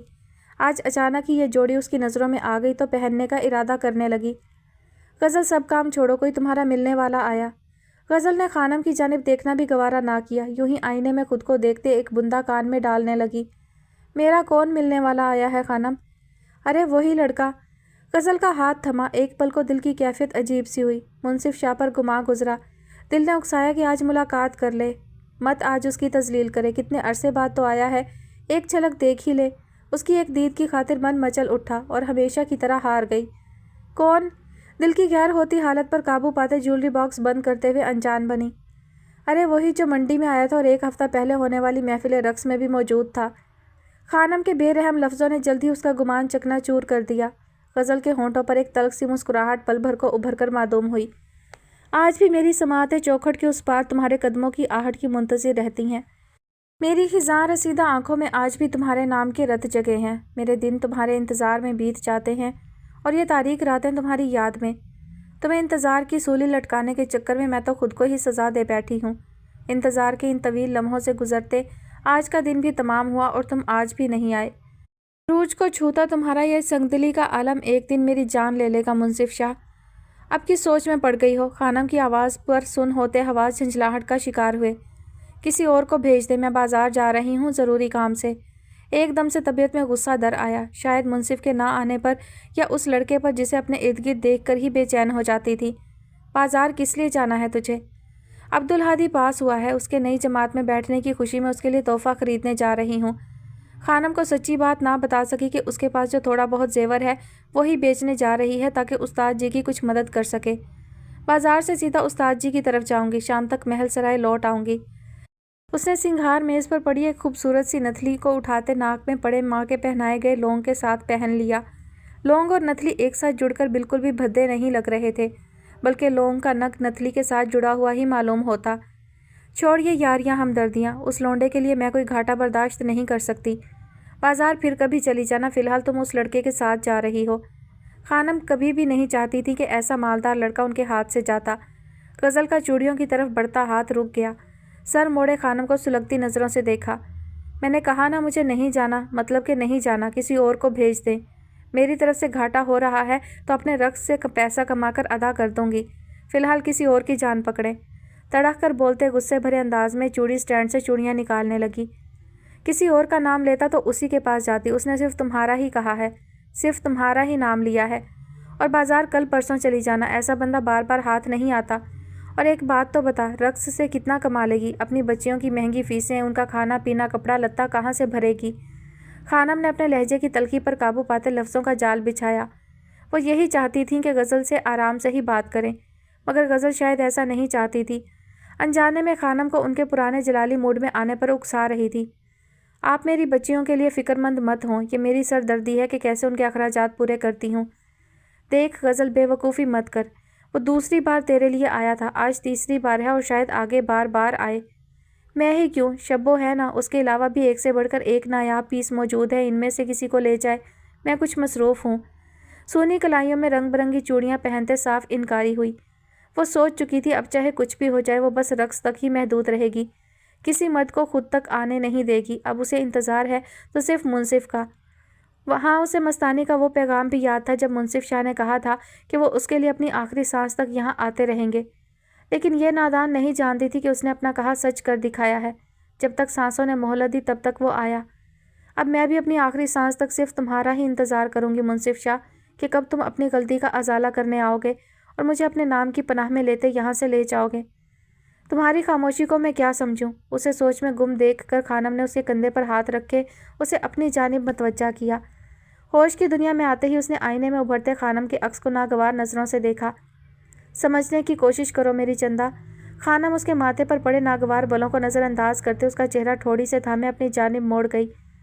खानज़ादा के बाद तुम्हें भी तो कोई नया मुर्गा चाहिए ना, अपना खर्चा पानी चलाने के लिए। अब तो तुम्हारे अखराजात भी बहुत बढ़ चुके हैं।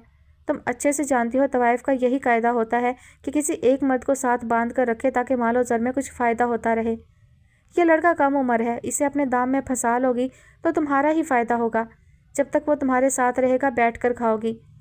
गज़ल के माथे पर नागवार बलों में इजाफा हुआ। वो सब समझ रही थी कि खानम क्यों इतने हाथ पाँव मार रही है, क्योंकि जितनी बड़ी आसामी होगी उतना ही माल उनके हिस्से भी आएगा। अब तो सारे का सारा माल भी खानम की जेब में ही जाने वाला था, पर यह बात गज़ल नहीं जानती थी।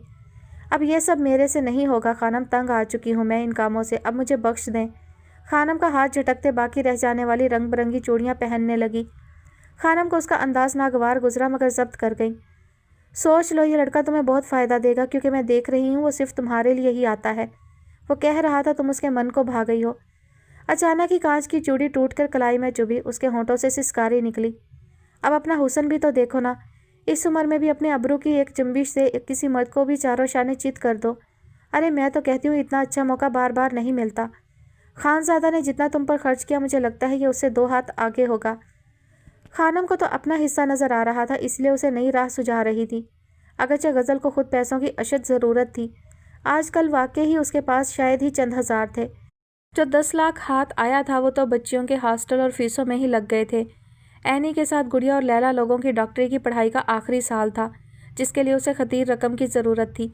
उन्हीं के लिए तो अभी तक उसने गेती लोगों को भी हॉस्टल में ना भेजा।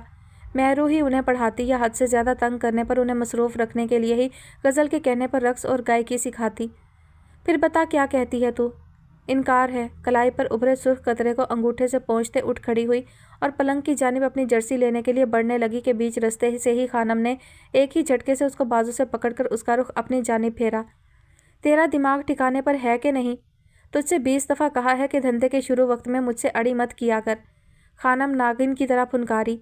कुछ देर पहले वाला चापलूसी भरा अंदाज और नरम लहजा कहीं गुम हो गया और अब ये नागिन अपने असल रूप में लौट आई थी।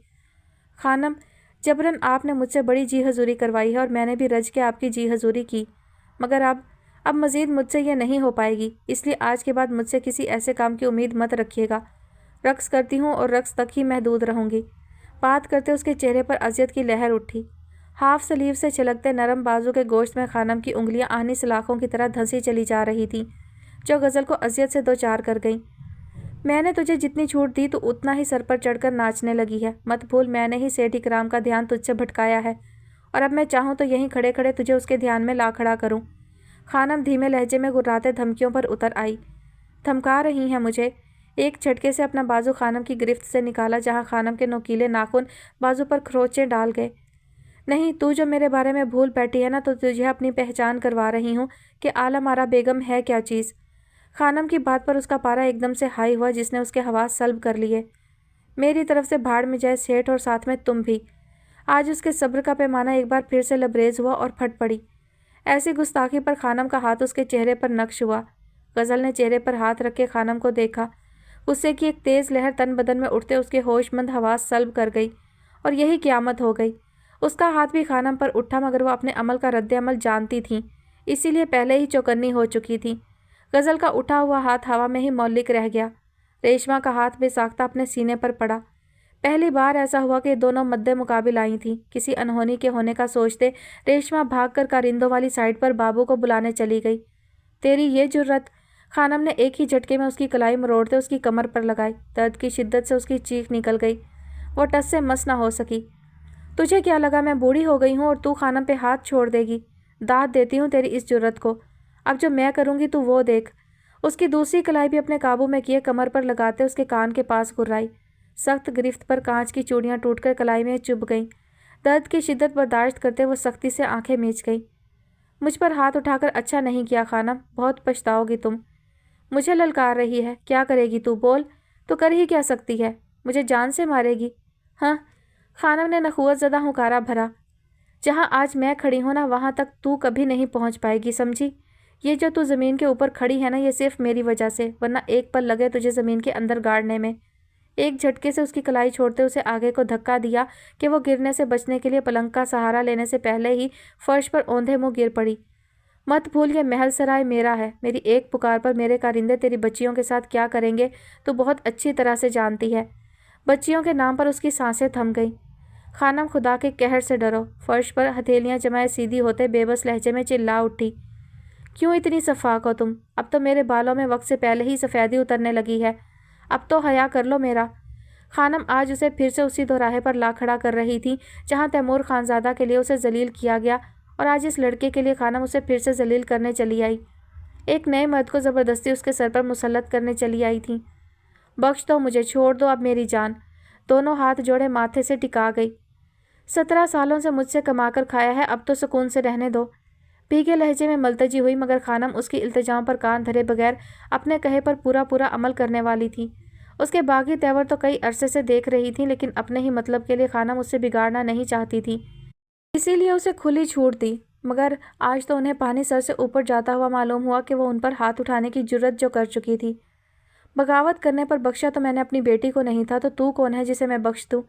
अपने से बगावत करने वालों के साथ ये आलम आरा करती क्या है? आज एक बार और देख ले। तेरे पर काट कर तुझे सेठ के पिंजरे में ना फेंका तो मेरा नाम आलम आरा नहीं। उस पर कहर बरसाती नज़रें गाड़े खानम ने उसी वक्त गिरेबान में रखा फ़ोन निकाला। जिसने अपनी बेटी को अपने सामने सर उठाने पर कुचल डाला था, तो फिर उसे कैसे बख्शती? खानम ने उसी वक्त नंबर मिलाए फ़ोन कान से लगाया कि एक पल में गज़ल का रंग मुतगैर हुआ। वो सेठ इकराम का सोचकर ही एक बार फिर से शदीद खौफ की लपेट में आई। दिल की धड़कन खौफ से रुक रुक कर चलने लगी। नडर अंदाज खौफ की हिरासत में चला गया। कैसे भूल गई कि यहाँ सिर्फ खानम के हुक्म का सिक्का चलता है। यहीं खड़े खड़े उसके साथ क्या से क्या करवा दे, उसे खुद भी पता ना चले। आज तेरी कहानी को भी पार लगाती हूँ। तू अब जाएगी सेठ के पास और बच्चियों को भूल जा। खानम, ये क्या कर रही हैं आप? उठकर उनकी तरफ लपकते उनके हाथ से मोबाइल फ़ोन झपटा। गुस्ताखाना लहजे में पहले वाला एहतराम उमड़ आया। मैंने बस ये कहा कि फिलवक्त किसी और को भेज दें। एकदम से पासा पलट गई। बच्चियाँ ही तो उसके जीने की वजह थी, उसकी दुनिया थी, तो कैसे अपनी दुनिया को लुटने देती?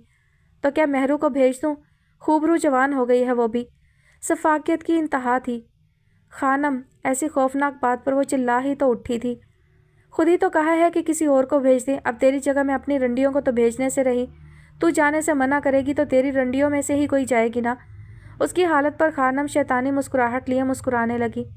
खानम भी पूरी खरांट किस्म की औरत थी, अपनी बात मनवाने के गुर खूब जानती थी। खानम मत ऐसा करें, इनकार किया है तो अब सज़ा भुगतो। खानम नया खेल खेलने की तैयारी करते उससे अपना मोबाइल फ़ोन झपट गई। एक बार फिर से नंबर मिलाने की कोशिश करने लगी कि गज़ल उनके हाथ थामे उन्हें ऐसा करने से रोक गई। मेरी बात सुने। इतना खौफ कि पहली बार ज़ुबान लड़खड़ा कर रह गई। उसके हाथों की लर्जिश, माथे पर उमड़ते खौफ के कतरे उसे यूं खौफजदा देख कर खानम की गर्दन तनी। हालांकि ये खौफ खानम का नहीं बल्कि उस हैवान का था जो आज भी उसके दिमाग में कहीं रचा बसा था। अब जो कुछ भी कहना सेठ से कहना, वो तुझे पास बिठाकर गौर से सुनेगा। तो जैसी बागी लड़की की जगह अब मेरे महल सराय में नहीं होगी और तेरी जगह अब मेहरू ही खड़ी होगी। खानम के करीब लफ्ज़ उसकी जान निकालने के दर पे थे। खानम जैसी जहरीली नागिन कुछ भी कर दे। ऐसा मत कहे, मैं चली जाती हूँ। मेहरू के नाम की धमकी पर ही उसका सांस खुश्क होने लगा। चली जाती हूँ मैं। हमेशा की तरह उसे झुकना ही पड़ा। कैसी बेबसी थी कि हमेशा की तरह इस बार भी हार गई। खानम ने उसे मकरूम मुस्कुराहट लिए दरवाजे पर बाबू और रेशमा को देखकर जाने का इशारा दिया। मतलब वो लाइन पर आ चुकी थी। अब खानम को और क्या चाहिए था। इतनी आसानी से तू झुकने वाली तो है नहीं। फिर अब क्या हुआ। उसका आंसुओं से तर चेहरा ठोड़ी से थामे उसकी बहती सुर्ख आंखों में नाचती बेबसी को देखकर मुस्कुरा रही थी। मेहरू नाम की फांस मेरे सीने में ना अटकी होती तो कभी ना झुकती। आज या तो तख्त होता या फिर तख्ता। खानम की मुस्कुराहट थमी। वो वक्ती तौर पर झुक तो गई मगर उसकी आंखों में डोलती बगावत खानम को पहली बार फिक्र में मुब्तला कर गई। तख्त तो तुझे ना मिलता, अलबत्ता तुझे तख्ते पर ज़रूर लिटा देती मैं। वैसे एक हिसाब से अच्छा ही हुआ जो तूने खुद मेहरू नाम की फांस अपने सीने में अटकाई है। अब मेरे सामने सर उठाने की जुर्रत तो नहीं कर सकेगी ना। अगर ऐसी जुर्रत दिखाई तो सितारा की तरह तेरी ज़िंदगी को मौत के किनारे लगाना मेरे लिए कुछ मुश्किल नहीं। खानम ने नखुवत भरे अंदाज में उसका चेहरा झटका और कमरे से निकलने लगी कि नई सोच पर उन्हें रुकना पड़ा। सुन, अगर वो तेरे हाथों से निकला तो समझ जाना कि तेरी बच्चियां भी तेरे हाथों से निकल जाएंगी। मेरे एक इशारे की देर होगी और वो बच्चियां तालीमी इदारों से ही गायब। खानम की नई धमकी पर उसका दिल किसी शिकंजे में जकड़ा गया। जब से वो बच्चियां उसकी नब्ज़ बनी थीं तब से ही अक्सर खानम बच्चियों के नाम पर ही धमकाती रहती। आप ऐसा कुछ नहीं करेंगी। आपने मुझे कसम दी है कि आप उन बच्चियों को कभी भी अपने और मेरे दरमियान के मामलात में नहीं लाएंगी। उन बच्चियों की इज्जत के लिए मैंने अपनी पूरी ज़िंदगी का सौदा कर दिया है। इसीलिए तो सारी उम्र के लिए मैंने खुद को आपके सुपुर्द किए रखा। आप जैसा कहती हैं मैं वैसा ही करती जाती हूँ और अब भी वैसा ही करूँगी। बस आप उन बच्चियों से अपनी गंदी नज़रें हटा दें। अपने खौफ पर काबू पाने की कोशिश में हलकान हुए जा रही थी। बस ना चला के सामने खड़ी औरत का सर उसके तन से जुदा कर दे। मेरी एक बात याद रखना गज़ल, अगर मैं अपने सामने किसी को सर उठाने की इजाज़त दे सकती हूँ तो उसी सर को काट कर फेंकना भी जानती हूँ। तेरी ये आखिरी गलती थी जिसे मैं खुले दिल से माफ़ कर रही हूँ। चल अब जल्दी चौक में चली जाना, वो इंतज़ार कर रहा और अब उम्मीद करती हूँ कि खानज़ादा की तरह वो महल सराय से कहीं और का रुख नहीं करेगा। जब तक ये यहाँ आता रहेगा तब तक तुम और बच्चियाँ आज़ाद रहोगी। वादा करती हूँ। एक आखिरी तनबीह नज़र उस पर डालते खानम उसे फिर से गहरी दलदल में धक्का दे गई। बाहर बरसती बारिश की तरह ज़ब्त से लाल होती आंखें अपनी बेबसी पर बेतहाशा रोने पर बज़िद थीं, मगर साथ बैठे अजनबी के लिए ज़ब्त का दामन थामे खामोश रही। सर्दियों की बारिश ने ठंड में इजाफा कर दिया था। घाघरा चोली में रेशम के दुपट्टे के साथ जर्सी और गर्म शाल से बेनियाज अब कब कपा रही थी। हमेशा की तरह इस बार भी अपनी बेबसी पर खुद को ही सजा दी। इलियोन ने एक बेबस नज़र उस पर डाली जो सर झुकाए सुकड़ सिमट कर बैठी थी। इंसान को इतना भी ज़िद्दी नहीं होना चाहिए कि इस ज़िद में खुद का ही दुश्मन बन बैठे। माजी करीब में जो कुछ अपनी ज़िद में गंवा बैठी उसी का हवाला दिया। मान ले मेरी बात, इस चादर से खुद को ढांप लें, सर्दी बहुत बढ़ रही है, कहीं आप बीमार ना पड़ जाएं। सड़क किनारे गाड़ी रोके उसने अपने कंधों पर मौजूद ब्राउन गर्म शाल उतार कर कोई तीसरी बार उसकी तरफ बढ़ाई, जिस पर गज़ल ने उसे ज़ख्मी नज़रों से देखने लगी। आंखों के सूजे पपोटे रोने की चुगली खा रहे थे, गाल पर मौजूद उंगलियों के निशान। उसकी हालत देखकर इलियोन कुछ बेचैन हुआ। बहुत दिल चाहा कि उससे उसकी हालत की वजह दरियाफ्त करे, मगर उसका सपाट चेहरा कहाँ कुछ पूछने की इजाज़त दे रहा था। क्या हुआ, ऐसे क्या देख रही हैं? उसे यूं खामोशी की चादर ओढ़े देखकर पूछे बगैर ना रह सका। देख रही हूँ मेरे ख़रीदारों में आज एक नए ख़रीदार का इजाफा हो गया है। ये ख़रीदार अभी तो तन ढांपने को ये चादर दे रहा है, पर गोशा इज़्ज़त में जाते ही इसी चादर को मेरे तन से जुदा करने में एक पल नहीं लगाएगा। ایک تازیانہ اس کی ذات پر پڑا جو اس کی شرافت کے بقیے ادھیڑ کر رکھ گیا۔ ایک پل میں الیون کا سفید چہرہ غیرت کی سرخی چھلکانے لگا۔ ایسے جھنجھٹ میں مت پڑو صاحب، میں تمہاری دسترس میں ہی ہوں۔ مجھے متاثر کرنے کے لیے یہ فکر کا ڈھونگ مت رچاؤ۔ میں اتنی فکر اور توجہ کی عادی نہیں ہوں۔ میرے خریدار ہو تو ایک خریدار کی طرح ہی برتاؤ کرو میرے ساتھ۔ الیون کا بڑا ہاتھ نرمی سے اسی کی سمت موڑ دیا۔ آخری نفرت بھری نظر اس پر ڈالے کھڑکی کی جانب منہ موڑ گئی، اور اس کی یہ آخری نظر الیون کے اندر تک اترتے اسے بے موت مارنے لگی۔ غزل کی اس ایک بات پر سارے رستے اسے ایسی چپ لگی کہ وہ کچھ بول ہی نہ پایا۔ اس کی نظریں سامنے بارش میں نہاتی سڑک پر مذکور رہیں، مگر سوچیں ساتھ بیٹھی عورت نے اپنے قبضے میں کر رکھی تھی۔ ہر بار یہ الگ اور مختلف روپ میں ہی اس کے سامنے آئی، کہیں تشکر بھرے تاثرات لیے تو کہیں بیچ سڑک پر اپنی ذات کے لیے لڑتی ہوئی، کبھی شاپنگ مال میں دیوانی بنی کسی کی تلاش میں تو کبھی محبت کے ہاتھوں ٹوٹی ہوئی آوارہ عورت کے روپ میں۔ یہ جب اور جس روپ میں سامنے آئی تبھی الیون کو بے چین کر جاتی، اور آج بھی یہی ہوا تھا، لیکن آج وہ ایک بے باک اور نڈر عورت سے زیادہ بے بس اور کسی خوف کے زیر اثر نظر آئی۔ اسے دکھ اس بات کا نہیں تھا کہ اس نے اسے کوٹھے پر آنے والے غلیظ مردوں سے ملایا تھا، دکھ تو اس بات کا تھا کہ اس کا خریدار بن بیٹھا تھا۔ پہلی بار اسے احمد سے شکوہ ہوا کہ وہی تو کہتا تھا کہ محبت کرنے والے محبت کے خریدار نہیں بنتے، تو پھر اسے کیسے اس راہ ڈال گیا کہ وہ خود سے بھی نظریں ملانے کے قابل نہ رہا۔ پچھلے 5 گھنٹوں سے بارش مسلسل برس رہی تھی، دھیرے دھیرے اب شام رات میں ڈھلنے لگی۔ ہوٹل کے کمرے میں گہری خاموشی چھائی تھی۔ اس گہری خاموشی میں وقفے وقفے سے بادلوں کی گرج برس سے ارتعاش پیدا ہو جاتا۔ ان گزرتے 5 گھنٹوں میں الیون نے اس کی زبان کی تلخ کلامی کو بھلائے 1-2 بار بات کرنے کی کوشش کی۔ اس کی حالت کی وجہ جاننی چاہی، مگر جواباً اسے کچھ اچھا سننے کو نہ ملا جو اسے اس کے حال پر چھوڑنے کے لیے مجبور کر گیا۔ تب سے اب تک الیون کو ایسی چپ لگی کہ دوبارہ نہ اس نے غزل کو مخاطب کیا اور نہ ہی غزل نے اس سے کوئی بات کی۔ دونوں بہت خاموش تھے، لیکن کب تک؟ کسی ایک کو تو تحمل کا مظاہرہ کرتے اس خاموشی کو توڑ کر اجنبیت کی اس دیوار میں جان پہچان کی ہلکی سی درار ڈالنے میں پہل تو کرنی ہی تھی۔ ٹھک ٹھک دروازہ کھٹکھٹانے کی آواز پر جلتے آتش دان کے پاس پڑی کرسی پر بیٹھا الیون سوچوں کے بھنور سے نکلا۔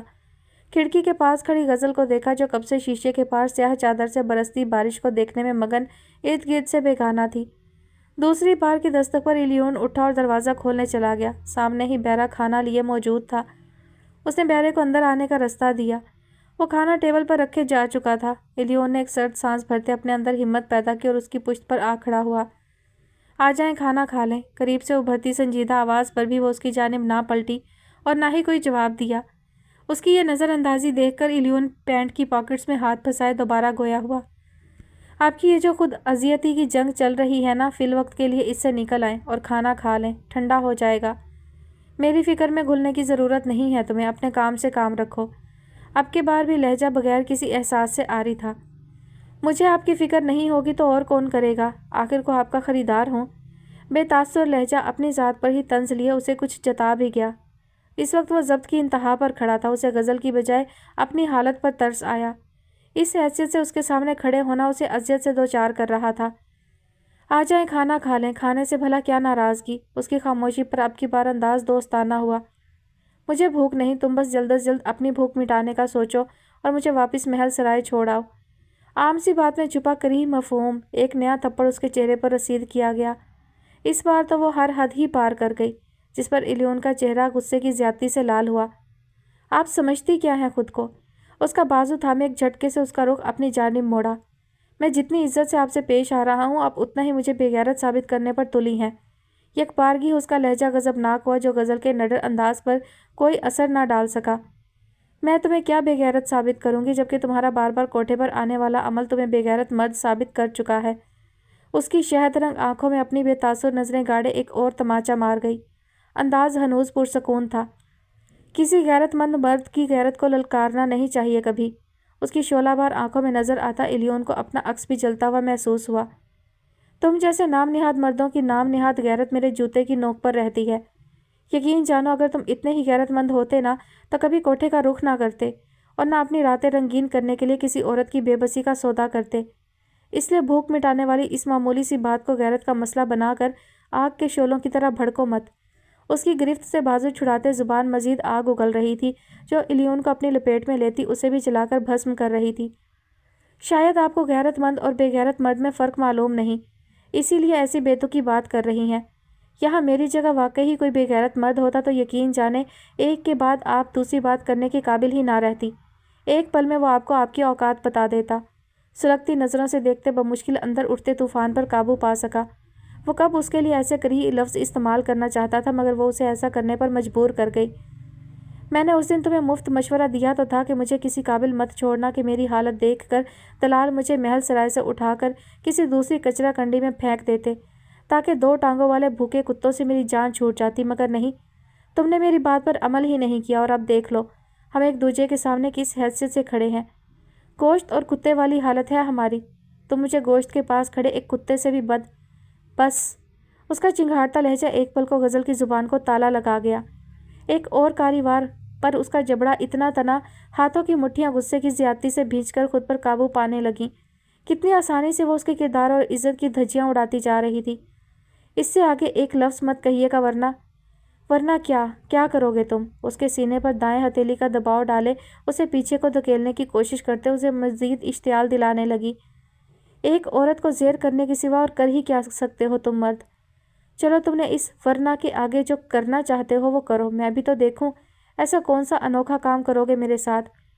एक बार फिर से वही अमल दोहराया। न जाने अंदर कैसी आग लगी थी जिसकी लपेट में लिए उसे भी जलाकर भस्म कर देना चाहती थी। आप हद से बढ़ रही हैं। अब के अपने सीने की जाने बढ़ते उसके दोनों हाथ कलाइयों से थामे उसे मजीद इस अमल से रोक चुका था। और मैं चाहती हूँ तुम भी अपने गलीज़ इरादे मुझ पर जाहिर करते हद से बढ़ो। तुम्हारी वजह से ही आज एक बार फिर से मुझे इस मुकाम पर आना पड़ा जहाँ से बमुश्किल जान छूटी। क्यों तुम हर बार मेरे सामने आकर मेरे लिए तकलीफ़ का सबब बन जाते हो? क्यों? एकदम से अंदर नफरत और बेबसी का गुबार उठा। अंजाम की परवाह किए बगैर गुस्से से अपनी कलाइयाँ उसकी कमज़ोर गिरफ्त से छुड़ाए उसका गिरेबान थामकर झंझोड़ने लगी। क्यों बार बार मेरी राह में हायल हो जाते हो? गोया अपनी बेबसी और लाचारी का सारा गुस्सा उस पर निकाल कर खुद को पुरसकून करना चाहती थी। मैं कब आपकी राह में हायल हुआ हूँ? हायल तो आप मेरी राह में हुई हैं। यही सवाल मैं आपसे पूछता हूँ कि क्यों आपने ऐसा किया? लहजे में रची बसी बेबसी मज़ीद गहरी हुई, मगर गज़ल कब उसकी बेबसी और उसकी मबहम बात को समझ पाई। किस बुनियाद पर तुम मुझसे शनासाई का दावा कर रहे हो? मैं तुमसे कभी मिली तक नहीं, तुम्हें जानती तक नहीं, तो मैं कैसे तुम्हारी राह में आ खड़ी हुई हूँ? राह में हायल तो तुम हुए हो। मैंने तुम्हें एक शरीफ मर्द समझा था, लेकिन तुम क्या निकले? उस पहली मुलाकात में पहली बार किसी मर्द के हवाले से जो एक मस्बत राय कायम हुई थी वो एक ही पल में मिट्टी में मिल गई। उसकी बात पर इलियोन को लगा जैसे वो उसकी आंखों के सामने पूरे कद से गिर गया हो और अब वो कभी न उठ पाएगा। आज क्या बकवास की तुमने खानम से कि मैं तुम्हारे मन को भा गई हूँ? अपनी हवस मिटाने के लिए तुम्हें मैं ही नजर आई? जिससे मेरे तन का सौदा किया उससे ही अपनी रातें रंगीन। उसकी बात पूरी होने से पहले ही उसके होंठों पर हाथ की हथेली जमाए उसके अगले भयानक लफ्ज़ों का गला घोंटते उसे खिड़की की दीवार से लगा चुका था। जब मेरे मन को आप भा गई हैं तो सौदा करने वाली के पास क्यों जाता? उसकी नज़रों में अपनी नज़रें गाढ़े मध्यम लहजे में फुनकारा। अब की बार उसके ज़ब्त का पैमाना छलक उठा। उसने भी ज़ुबान पर बंद बांधना ज़रूरी ना समझा। और जो चीज़ मेरे मन को भा जाए वो फिर मेरी दस्तरस में ही रहती है, जैसे कि अब आप रहेंगी। बहुत सुन ली मैंने आपकी बेहुदा बातें, अब मज़ीद एक लफ्ज़ नहीं। उसके लहजे में हाकमियत दर आई जो गज़ल की हाकमियत को इश्तियाल दिला गई। उसके हिसार में कैद उसे नफ़रत भरे अंदाज में खुद से दूर करना चाहा, मगर वो अपनी कोशिश में नाकाम रही। मैं अपने और आपके दरमियान इज़्ज़त और एहतराम की हद कायम कर चुका हूँ, लिहाजा मुझे उस हद से कभी भी बाहर निकलने पर मजबूर मत कीजिएगा, वरना नुकसान सरासर आपका ही होगा। अब की बार अंदाज कुछ तनबीह करने वाला था। दिल में मौजूद हमदर्दी की वजह से वो बमुश्किल उसका लबो लहजा और यह अंदाज बर्दाश्त कर रहा था, वरना जो नुकसान सामने खड़ी औरत की वजह से उसका हुआ था शायद ही कभी उसे माफ़ कर पाता। मेरे दिल में आपके लिए जो इज़्ज़त है उसे कायम रहने दें। बहुत एहतराम करता हूँ मैं आपका, ये बात आपको नज़र क्यों नहीं आ रही? उसके लहजे के साथ उसकी पुरअसरार आंखों में भी लंबी मुसाफत की थकन दर आई, जिसे महसूस करते गज़ल की गिरफ्त उसके गिरेबान पर खुद ब खुद ही ढीली पड़ती चली गई और वह साकत खड़ी उसकी आंखों में देखती रह गई। वैसा ही लबो लहजा, वैसा ही बात करने का अंदाज, वैसी ही फ़िक्र, वैसा ही लहजे में बसा एहतराम, हूबहू उस जैसी ही आंखें जिनमें उसके लिए एहतराम और मोहब्बत बसती थी। बस दोनों में फ़र्क ये था कि वो स्याह पुरहुज़ी आंखों का मालिक उसके दिल का मकीन था और ये पुरअसरार शहद रंग खुदसर आंखें जो पहली मुलाकात में ही दिमाग की स्लेट पर ऐसी नक्श हुईं कि उन्हें भूल ही ना पाई। क्यों मुझे उन गलीज़ मर्दों से मिला रही हैं जो औरत की बेबसी का फ़ायदा उठाते हैं? जब आप कुछ माह पहले एक हफ़्ता मेरे साथ रहीं तब मैंने कुछ ऐसा नहीं किया तो ये तवक्का कैसे रख सकती हैं कि अब भी कुछ गलत करूँगा। थकन ज़दा लहजा मज़ीद बोझल हुआ। उसका ऐसा रवैया इलियोन को पहले कदम पर ही मात देने लगा था। क्यों मुझे उन हवस परस्त मर्दों जैसा समझ रही हैं? उसको यूं बेबस देखकर इलियोन ने उसके होंठों को अपने पुरहिद्दत हाथ के बोझ से आज़ादी बख्श दी। कोठे पर आने वाले मर्द हवस परस्त ही तो होते हैं, इसलिए तो तन का सौदा करते हैं, तो फिर मैं तुम्हें कैसे उनसे जुदा समझ लूँ? काटदार लहजे में तलखी खुद ब खुद ही दर आई। उसकी बात पर इलियोन ने उसे ताज्जुब से देखते सर नफ़ी में हिलाया। ये ज़रूरी तो नहीं होता कोठे पर आने वाला हर खरीदार तन का ही खरीदार हो। होते हैं कुछ मेरे जैसे पागल भी, जो तन की बजाय रूह के मतलाशी होते हैं। धीमे मध्यम लहजे पर गज़ल ने एक बेमहर निगाह उस पर डाली, जिसके होंठ के दाएं किनारे पर बेबसी मुस्कुराहट पल भर को बिखर कर मादूम हो चुकी थी। कोठे पर तो सिर्फ जिस्म मिलते हैं साहब, हमारी रूहें तो हमसे रूठ कर कहीं खो जाती हैं। तो तुम किस रूह की बात करते हो? उसके लब ना चाहते हुए भी होले से थरथराए। लहजे में गमों की आँच जलने लगी, जो होले होले उसके दिल को जलाने लगी। और अगर मैं ये कहूँ कि मैं आपको बरसों से जानता हूँ, मुझे आपकी रूह महसूस होने लगी है, इसीलिए मैं आज यहाँ आपके सामने मौजूद हूँ, तो उसकी गर्म सांसों की इतरबेज़ी उसके चेहरे को छूने लगी। गंभीर लहजे की सरगोशी गज़ल की समातों में क्या उतरी कि उसके दिल की दुनिया में एक हलचल सी हुई। पहली बार किसी मर्द के यूं करीब आने पर उसकी 20 सालों से मंजिमत धड़कनों ने अनोखे सुरों पर शोर मचाया। उसके प्यारहन से उठने वाली दिलफरेब महक कितनी मानूस लग रही थी। कैसी मानूसियत थी ये, जिसका अंदाज़ा लगाना कुछ मुश्किल था। आपकी फगार रूह पर लगे घाव से उठती दर्द की टीस मुझे अपने दिल पर महसूस होती है, तो क्या कहेंगी? यकीन करेंगी मेरी बात का? बिछाई गई बिसात की पहली चाल ही उसने कुछ इस अंदाज से चली कि वो पल भर को बेचैन हुई कि वो कैसे उसके अंदर तक रसाई पा गया। रूह पर लगे घाव की बात वो इतने दावे से कैसे कर सकता है? ऐसे दावे तो बस एक शख्स पर ही जचते थे, और वल्लाह कमाल जचते थे, वही तो इन दावों पर पूरा उतर सकता था। जवाब दीजिए ना, उसे लफ्ज़ों के जाल में घेरते उसे परत दर परत खोलने लगा। अगर आपके पास कोई जवाब नहीं है तो मान जाए कि मैं अपनी बात में सच्चा हूँ। उसकी जहनी रो को भटकाते उन्हें अपनी सिमत मोड़ने लगा। अगर तुम इस बात के दावेदार हो तो फिर मैं यही कहूँगी कि या तो तुम सबसे जुदा हो या फिर उससे भी बड़े जालिम निकलोगे। पल भर को लहजा कपकपाहट का शिकार हुआ, मगर जल्द ही उसने अपनी कैफियत पर काबू पा लिया। जो खुद मजलूमों में शामिल हो वो जालिम कैसे बन सकता है? बगैर पलके झपके दोनों एक दूजे की आंखों में देखे जा रहे थे। मजलूम नज़र आने वाले ही असल में जालिम बनते हैं। पल भर को नज़रों के सामने मुंसिफ शाह का उदास चेहरा लहराया। मजलूमियत की आड़ में छुपा मासूम जालिम, जिनका वार सीधा रूह पर पड़ता है। तुम चाहे सबसे जुदा ही क्यों ना हो, ये सबसे बड़े जालिम ही क्यों ना निकलो, मगर ये तो तय है, मेरी घायल रूह देखकर तुम भी वार मेरी रूह पर ही करोगे, जैसे उसने मेरी रूह पर वार किया, मुझे मेरे लायक ही नहीं छोड़ा। अब की बार उसके लहजे में ये दावा था जो इलियोन को नज़रें चुराने पर मजबूर कर गया। उसका दिल नदामत की अथाह गहराइयों में गिर गया, क्योंकि उसका यह दावा कुछ गलत भी तो नहीं था। और अगर मैं आपके दर्द का दरमां बनना चाहता हूँ, आपकी फगार दागदार रूह पर लगे ज़ख्मों पर फाहा रखना चाहूँ, तो जिसने ज़ख्म दिया है वही मरहम रखेगा, उसके सिवा मैंने ऐसा हक़ किसी को नहीं दिया। दिल की बात ज़ुबान तक रसाई ना पा सकी। उसने तवील थकनज़दा सांस खारिज करते दिल की बेचैनी पर काबू पाया। एक तवाइफ और ख़रीदार के दरमियान तो बस जिस्म का ताल्लुक़ बनता है, रूह का नहीं। तुम्हें तन चाहिए, वो हाजिर है। खफीफ सी जुम्बिश पर दोनों हाथ ऊपर उठाए खुद को उसके सामने पेश कर गई, जिस पर वो बिदक कर उससे एक कदम पीछे हटा। पर मुझसे ये मोहब्बत और रूह का ताल्लुक़ जोड़ने की बात कभी मत करना। तन का सौदा तो वो करे जो तन का भूखा हो। जिन्हें रूह का साथ चाहिए वो तन पर नज़र नहीं रखते। नज़रें उसकी जानिब उठने से इनकारी हुईं। कर्बज़दा दिल तकलीफ़ से कुरला उठा। कोठे पर जिस्मों की तिजारत होती है, रूहों की नहीं। इसलिए एक तवाइफ से उसके खुले जिस्म के अलावा तुम्हें इससे कुछ नहीं मिलेगा, ना ही मोहब्बत, ना ही नफ़रत, ना ही रूह का साथ। हाँ, वफ़ा ज़रूर मिलेगी, वो भी तब तक जब तक तुम उसके ख़रीदार बनकर उस पर अपना खुला पैसा निछावर नहीं करते। मुझे ये खोखला जज्ब, मोहब्बत, नफ़रत, वफ़ा कुछ नहीं चाहिए। बस कहने की बातें हैं, वरना मर्द की अवलीन तरजीह यही होती है। तू बदू जवाब दिया गया। पल भर को लहजा कठोर हुआ। लेकिन मेरी नहीं है।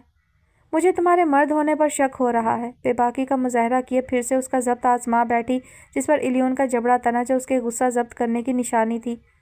मर्द का मर्द होना क्या उसकी तरजीहात से होता है?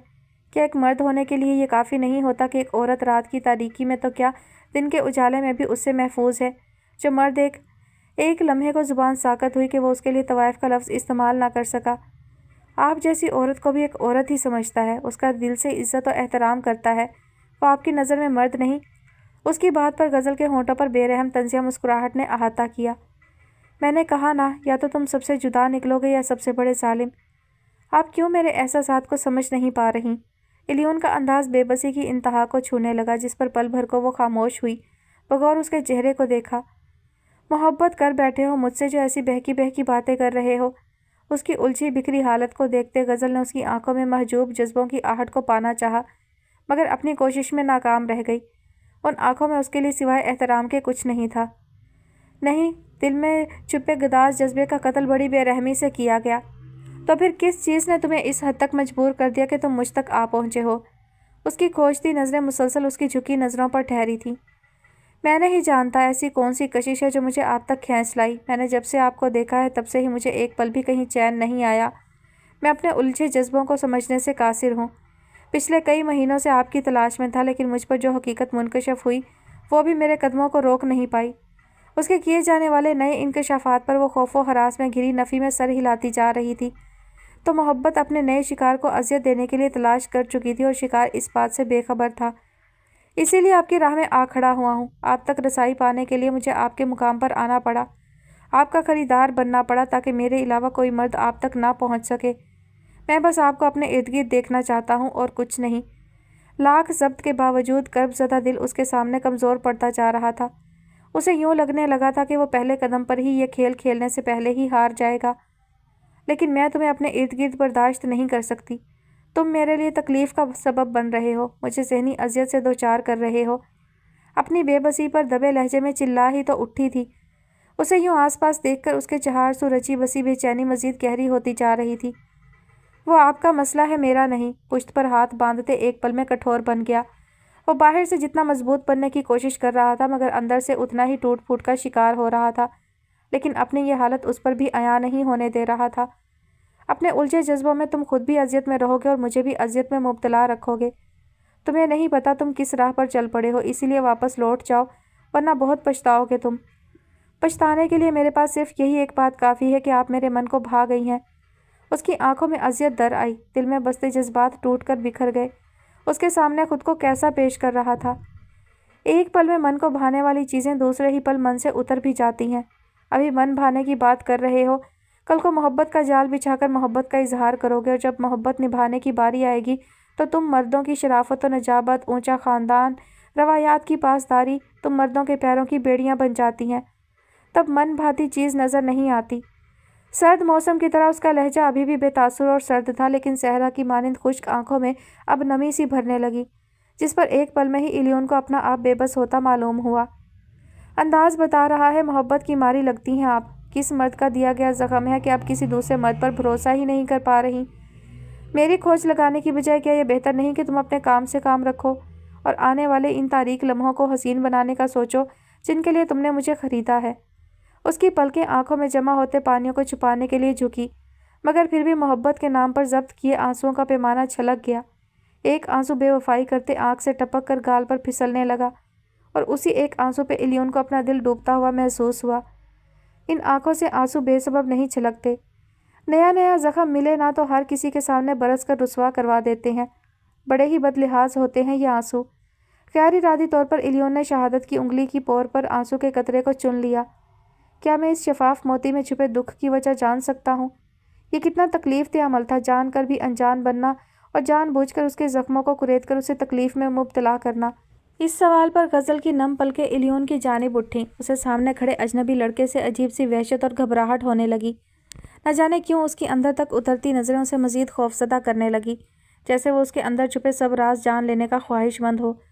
خود کو اس کی کھوجتی نظروں سے بچانے کے لیے اس کے سامنے سے ہٹنے لگی کہ دیوار پر ہاتھ رکھ کے اس کی راہ روک دی۔ یہ فرار کیوں، جبکہ آپ اچھے سے جان چکی ہیں کہ مجھ سے آپ کو کوئی نقصان نہیں پہنچنے والا؟ یہ تو وقت ہی بتائے گا کہ تم میرا کتنا بڑا نقصان کرتے ہو۔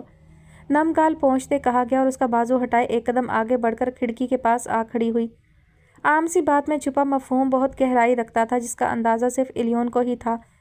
ہر بار ایک نئے رنگ اور ایک نئے روپ میں ہی سامنے آئی ہیں آپ۔ الیون کی نظریں حرکت کرتی ہوئی اس کے چہرے سے ہٹی اور اس کی زخمی کلائی پر آ ٹھہری، جو کئی بار اس کی توجہ کا مرکز بن چکا تھا، اور ہر بار میری نظروں میں ایک الگ ہی مقام پایا ہے آپ نے۔ اس کے قریب آتے نرمی سے اس کی کلائی اپنی پرحدت ہاتھ میں تھامی۔ یہ پہلی جسارت تھی جو اس نے جان بوجھ کر کی، جس پر ایک جانا پہچانا پرحدت نرم لمس غزل کے رگوں پہ میں سرایت کرنے لگا۔ الیون نے ایک سرسری سی نظر اس کے فک ہوتے چہرے پر ڈالی۔ اس کے ایک ایک عمل سے غزل کی آنکھوں کے تاثرات کتنی تیزی سے بدل رہے تھے وہ خوب سمجھ رہا تھا۔ فی الوقت میرے اور آپ کے درمیان جو تعلق ہے اس کو بھول جائیں۔ یاد رکھیں تو صرف یہ کہ آپ کے سامنے جو کھڑا ہے وہ آپ کا ہمدرد ہے، آپ کا خیر خواہ۔ اس کی تمام راہیں مسدود کرتا ہوا جان بوجھ کر اس کے مزید قریب ہوا، جس پر غزل کو اپنا دم گھٹتا ہوا محسوس ہوا۔ بس یہ بتا دیں آپ کے ساتھ یہ جانوروں والا سلوک کس نے کیا ہے؟ اس کے پاس سے اٹھتی اپنائیت کی مہک غزل کو اپنے حصار میں لیتے کہیں دور لے جانے لگی۔ اس کے چہرے پر ایک کرب کی لہر اٹھی۔ کس نے آپ کو یہ تکلیف دی؟ انگلیوں کی پوروں سے ان زخموں کو چھونے لگا، جیسے ان زخموں کا درد وہ اپنی انگلیوں کی پوروں میں جذب کر لے گا۔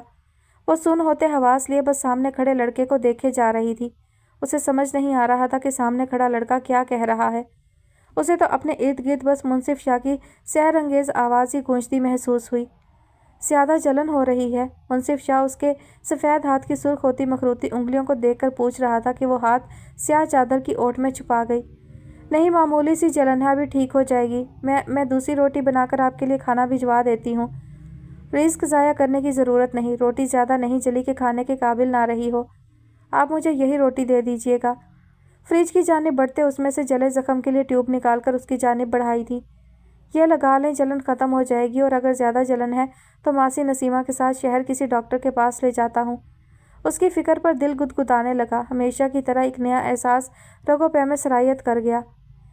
نہیں چھوٹے شاہ، بس معمولی سا جلا ہے، ابھی ٹھیک ہو جاتا ہے۔ کیا ہوا؟ کس کے خیالوں میں کھو گئی ہیں؟ الیون کی آواز پر ہوش کی دنیا میں آئی۔ اس کے ہاتھ میں موجود اپنی کلائی کو دیکھا۔ جس بات سے خوفزدہ تھی وہی ہو رہا تھا، اور مسلسل ہو رہا تھا۔ اسے نہیں لگتا تھا کہ اب کبھی وہ اس لڑکے کے ہوتے ہوئے منصف شاہ کے عکس سے پیچھا چھڑا پائے گی۔ صاحب تن کا سودا کیے ہے، تن تک ہی محدود رہو نا، من میں کیوں جھانکنے لگے؟ اس کی کلائی پر الیون کے ہاتھ کی گرفت ڈھیلی پڑی تو اس کے زخموں کو سہلاتی انگلیوں کی پوریں جہاں تھی وہیں ساکت رہ گئیں۔ اس بات پر الیون کی آنکھوں میں اذیت در آئی تو گویا وہ اسے زہریلے تیروں سے زخمی کرنے سے باز نہیں آنے والی تھی۔ الیون نے آہستگی سے اس کی کلائی چھوڑ دی۔ ایک پرشکوہ نظر اس پر ڈالے الٹے قدموں دور ہٹنے لگا۔ اس کی موجودگی میں اب اس کا دم گھٹنے لگا تھا۔ اسے تاریک ہوتا چہرہ لیے قدم بہ قدم پیچھے ہٹتے دیکھ کر حیران ہوئی۔ وہ تو سوچے بیٹھی تھی اس بات پر وہ بھڑک اٹھے، مگر وہ تو خاموشی سے اسے دور جا رہا تھا۔ اس کے دیکھتے ہی دیکھتے وہ مڑا اور کمرے کے گھٹن زدہ ماحول سے نکلتا چلا گیا۔ اب بس کمرے میں وہ رہ گئی تھی اور اس کی تنہائی۔ شکستہ قدم لیے واپس کھڑکی کی جانب آ کھڑی ہوئی۔ کھڑکی کے شیشے کی سطح پر ہاتھوں کی ہتھیلیاں جماتے ان کے درمیان میں ماتھا ٹکائے آنکھیں موند گئی کہ کب سے ضبط کیے آنسو اب آزادی ملتے ہی بہہ نکلے تھے۔ ہوٹل کے گراؤنڈ ایریا میں آتے ہی اس نے لمبا سانس خارج کیا، اندر کی گھٹن کو باہر نکالنا چاہا۔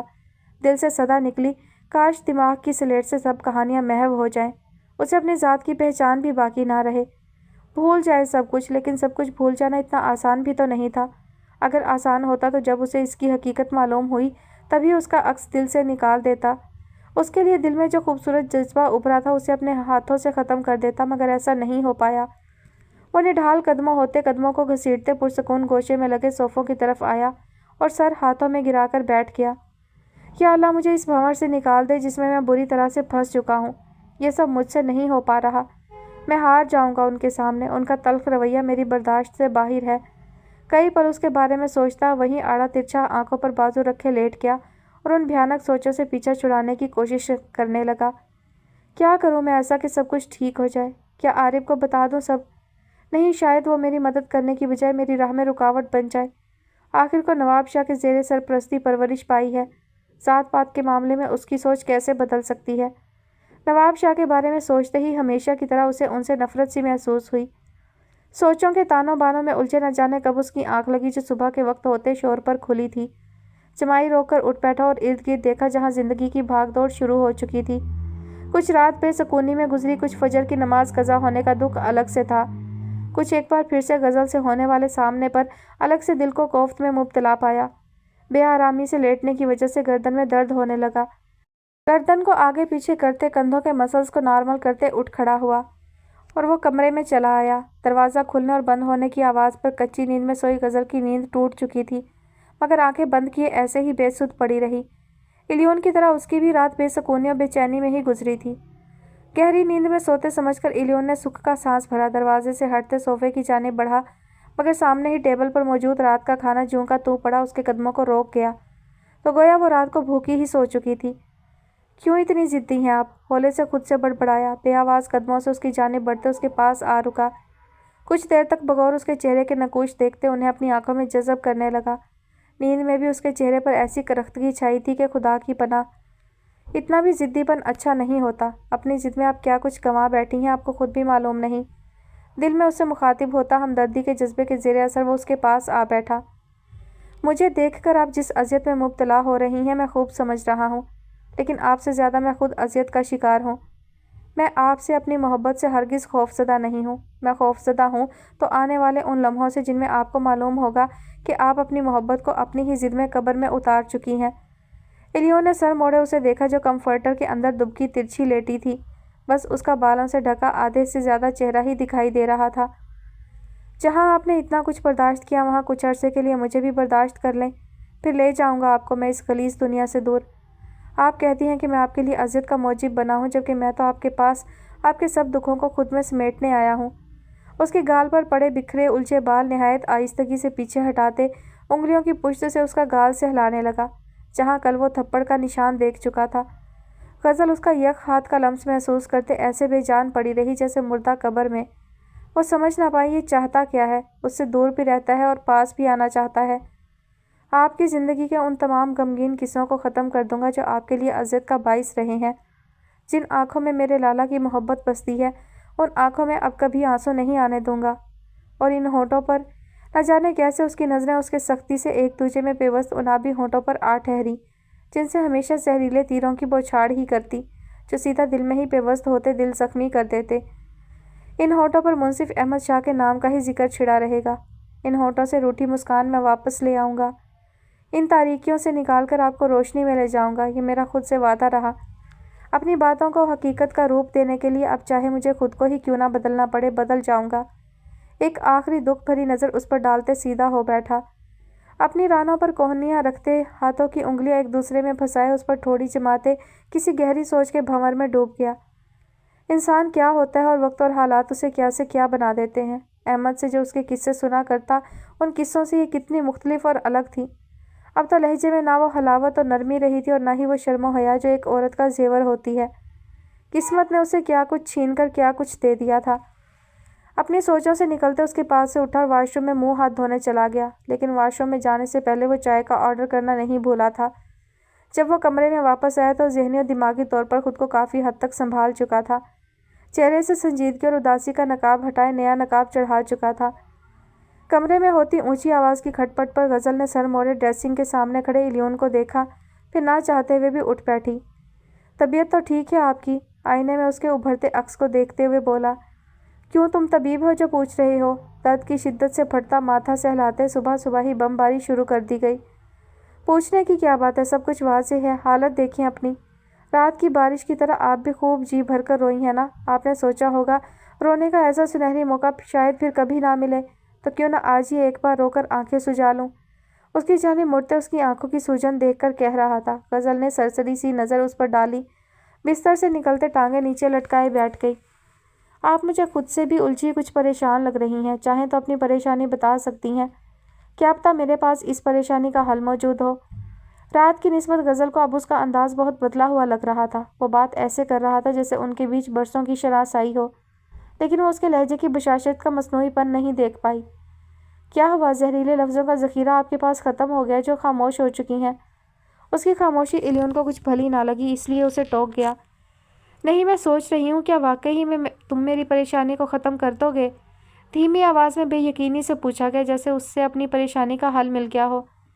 एक बार कहकर तो देखें, आपकी हर परेशानी आपसे दूर कर दूंगा। हमदर्दी लुटाता लहजा तो जान निसार करने वाला अंदाज़। इस वक्त मेरी परेशानी की सबसे बड़ी वजह तुम हो। उसकी सिमत उंगली से इशारा करते पुरसकून अंदाज में बोली। बेतासुर नज़रों से उसे यूँ देखा जैसे कह रही हो अब खुद को ख़त्म करो। बात की गहराई मापते इलियोन ने उसे खश्मगी नज़रों से देखा और सामने ही सोफ़े की जानिब बढ़ा, जहाँ कुछ देर पहले किए गए उसके चाय के ऑर्डर के साथ सुबह का ताज़ा अखबार मौजूद था। मैंने कब परेशान किया आपको? परेशान तो हमेशा आपने ही मुझे किया है। کبھی میرے خوابوں میں آ کر تو کبھی حقیقت میں، تو گویا لفظوں کے جال بچھانا شروع کر چکا تھا۔ تمہاری اس بات سے میں کیا مطلب لوں؟ آنکھیں سکیڑ کر اسے ناگوار نظروں سے دیکھا۔ پتہ نہیں، لیکن بس یہ کہنا چاہتا ہوں کہ جب ہم پہلی بار ملے تھے تب سے ہی میں اپنی فیلنگز کو سمجھ نہیں پا رہا۔ لاپرواہی سے کندھے اچکائے الجھا سے جواب دیا۔ اس کی ڈرامے بازی پر غزل نے سر جھٹکا۔ یہ الفاظ اس کے لیے کوئی نئے نہیں تھے۔ محل سرائے آنے والے شکاری اپنے شکار کو جال میں پھنسانے کے لیے یہی چارہ استعمال کرتے ہیں۔ کرتے ہوں گے یہ چارہ استعمال، مگر میں نہیں کرتا، کیونکہ نہ تو میں شکاری ہوں اور نہ ہی شکار کرنا پسند کرتا ہوں۔ نہایت ہی پرسکون انداز میں جواب دیتے کپ میں چائے نکالنے لگا۔ دیکھتی ہوں کب تک اپنی شرافت کے خول میں قید رہتے ہو۔ تمہاری نام نہاد شرافت کا چولا اتار کر اسے تمہارے قدموں میں ہی نہ پھینکا تو میرا نام بدل دینا۔ چلیں دیکھتے ہیں کیا ہوتا ہے، لیکن ذرا بچ کے رہیے گا، کہیں ایسا نہ ہو کہ ایک شریف مرد کی شرافت کا چولا اتارنے کے چکر میں شریف مرد کی شرافت ہی آپ کو چاروں شانے چت کر دے۔ کہیں میرے سامنے اپنا دل نہ ہار بیٹھے۔ اخباری سرخیوں پر نظر دوڑاتے اس کا دل چلانے سے باز نہیں آیا۔ ہاں، جو دل پہلے ہی کسی غلامی میں ہو اسے کسی دوسرے کی غلامی کیا خاک پائے گی؟ وہ اتنا دھیمے لہجے میں بولی کہ شاید ہی الیون کی سماعتوں نے ان لفظوں تک رسائی حاصل کی ہو۔ الیون نے ایک سرسری سی نظر غزل پر ڈالی جو گمسم سی بیٹھی موبائل میں مصروف ہو گئی۔ اچانک کچھ یاد آنے پر غزل نے اسے زہر آلود نظروں سے گھورا۔ رات کو تم نے خانم کو کال کی تھی۔ مال میں اگر کوئی نقص نکل آئے تو خریدار تو مالک سے ہی شکایت کرے گا نا۔ اخبار کا کونا موڑے سنجیدگی سے پر نگاہ اس پر ڈالی جو نیند سے بھرے نین کٹورے میں غصہ سموئے اسے ہی دیکھ رہی تھی، جو اس کی باتیں اب اس کے منہ پر ہی مار رہا تھا۔ میں تمہارے پاس ہی تھی، میں نے تمہیں روکا تو نہیں تھا۔ اسے رہ رہ کر اس کا غصہ بھی آنے لگا کہ کل رات آنے والی کال پر بھی خانم کی دھمکیاں اپنے عروج پر تھیں۔ میں پہلے ہی واضح کر چکا ہوں کہ میں آپ کے وقت کا خریدار ہوں۔ میں آپ کو صرف اپنے ارد گرد ہی دیکھنا چاہتا ہوں، نہ کہ اپنی باہوں میں۔ سو پلیز آئندہ بات سوچ سمجھ کر کیجیے گا، کیونکہ آپ کی طرح میری زبان بھی ذرا کم ہی قابو میں رہتی ہے۔ اخبار کا کونا سیدھا کیے اس کی آڑ میں چہرہ چھپائے کچھ حد سے زیادہ ہی صاف گوئی دکھائی گئی۔ خانم کو اس لیے انوالو کیا تاکہ آپ اپنا رویہ درست کر سکیں، جو مجھے بہت اریٹیٹ کر رہا تھا۔ اس کی بات پر غزل کا دل کیا اپنا سر پیٹ ڈالے۔ پہلی بار جو اس نے اس لڑکے کے بارے میں اندازے لگائے تھے وہ سارے کے سارے پانیوں میں بہہ رہے تھے۔ یہ اس کے حق میں کچھ ضرورت سے زیادہ ہی چالاک اور مکار ثابت ہو رہا تھا۔ کل رات جو بھی ہوا اس کے لیے معذرت چاہتی ہوں۔ پیروں میں جوتا پہنتے الجھی سوچوں کے ساتھ اٹھ کھڑی ہوئی۔ دل کڑا کیے اپنا رویہ بدلنے پر مجبور ہوئی کہ رہ رہ کر خانم کی بھیانک آوازیں ابھی بھی کانوں میں گونج رہی تھی۔ وہ بھی اب جوش کی بجائے ہوش سے کام لینا چاہتی تھی کہ اب اس سے سرزد ہونے والی ایک غلطی بھی اس کو خساروں میں جھونک دیتی۔ معذرت کی کوئی بات نہیں، بس میں یہ چاہتا ہوں کہ مجھ سے بات کرتے وقت بس آپ سوچ سمجھ کر بولا کریں۔ میں عادی نہیں ہوں ایسے۔ الیون نے اس کی پشت کو دیکھا جو اس کی بات مکمل سنے بغیر ہی واش روم میں بند ہوتے ٹھا کی زوردار آواز کے ساتھ دروازہ اس کے منہ پر مار چکی تھی۔ جی ڈیئر لسنرز، تو معذرت چاہتی ہوں کل میں نے ایپیسوڈ اپلوڈ نہیں کی تھی، لیکن آج میں نے اس کا ازالہ کر دیا ہے کہ ایپیسوڈ کا ڈوریشن جو ہے وہ میں نے کافی زیادہ کر دیا ہے۔ تو انشاءاللہ نیکسٹ ایپیسوڈ جو ہے اب ریگولر ملتی رہے گی آپ کو، اور جلد ہی یہ ناول جو ہے اپنے اختتام کو پہنچ جائے گا۔ میں آج کی ایپیسوڈ سے بہت اریٹیٹ ہوئی ہوں، مطلب اتنا سلو ناول کو چلانے کی کوئی تک نہیں بنتی ہے۔ الیون سیدھی طرح اس کا ٹھیک ہے اسے لے آیا، اسے اس تک رسائی حاصل کرنی تھی تو خریدار بن کر لے آیا، لیکن اب اسے سیدھا اپنے مدعے کی بات کرنی چاہیے تھی۔ اتنا گھمانے پھرانے کی کیا ضرورت ہے؟ خام خواہ بلا وجہ جو ہے نا وقت ضائع کیا جا رہا ہے۔ وہ سیدھی طرح اس کو بتا دیتا منصف احمد کے بارے میں، اپنے اور منصف کے تعلق کے بارے میں۔ اتنا گھمانا پھرانا، اب وہ اس کا اعتماد جیتے گا، اس کو اپنے حق میں جو ہے وہ رام کرے گا کہ وہ اس سے اچھا سلوک کرے، اچھی طرح سے بات کرے، دوستی ہو جائے، اور پھر اس کے بعد کہیں جا کر وہ اسے اپنے اور منصف کے بارے میں بتائے گا۔ عجیب سچویشن ہے، لیکن اب کیا کیا جائے، اب شروع کر لیا ہے ناول تو مکمل بھی کرنا پڑے گا، تو کرتے ہیں۔ اپنا بہت سارا خیال رکھیے گا، مجھے اپنی دعا میں یاد رکھیے گا۔ اللہ حافظ۔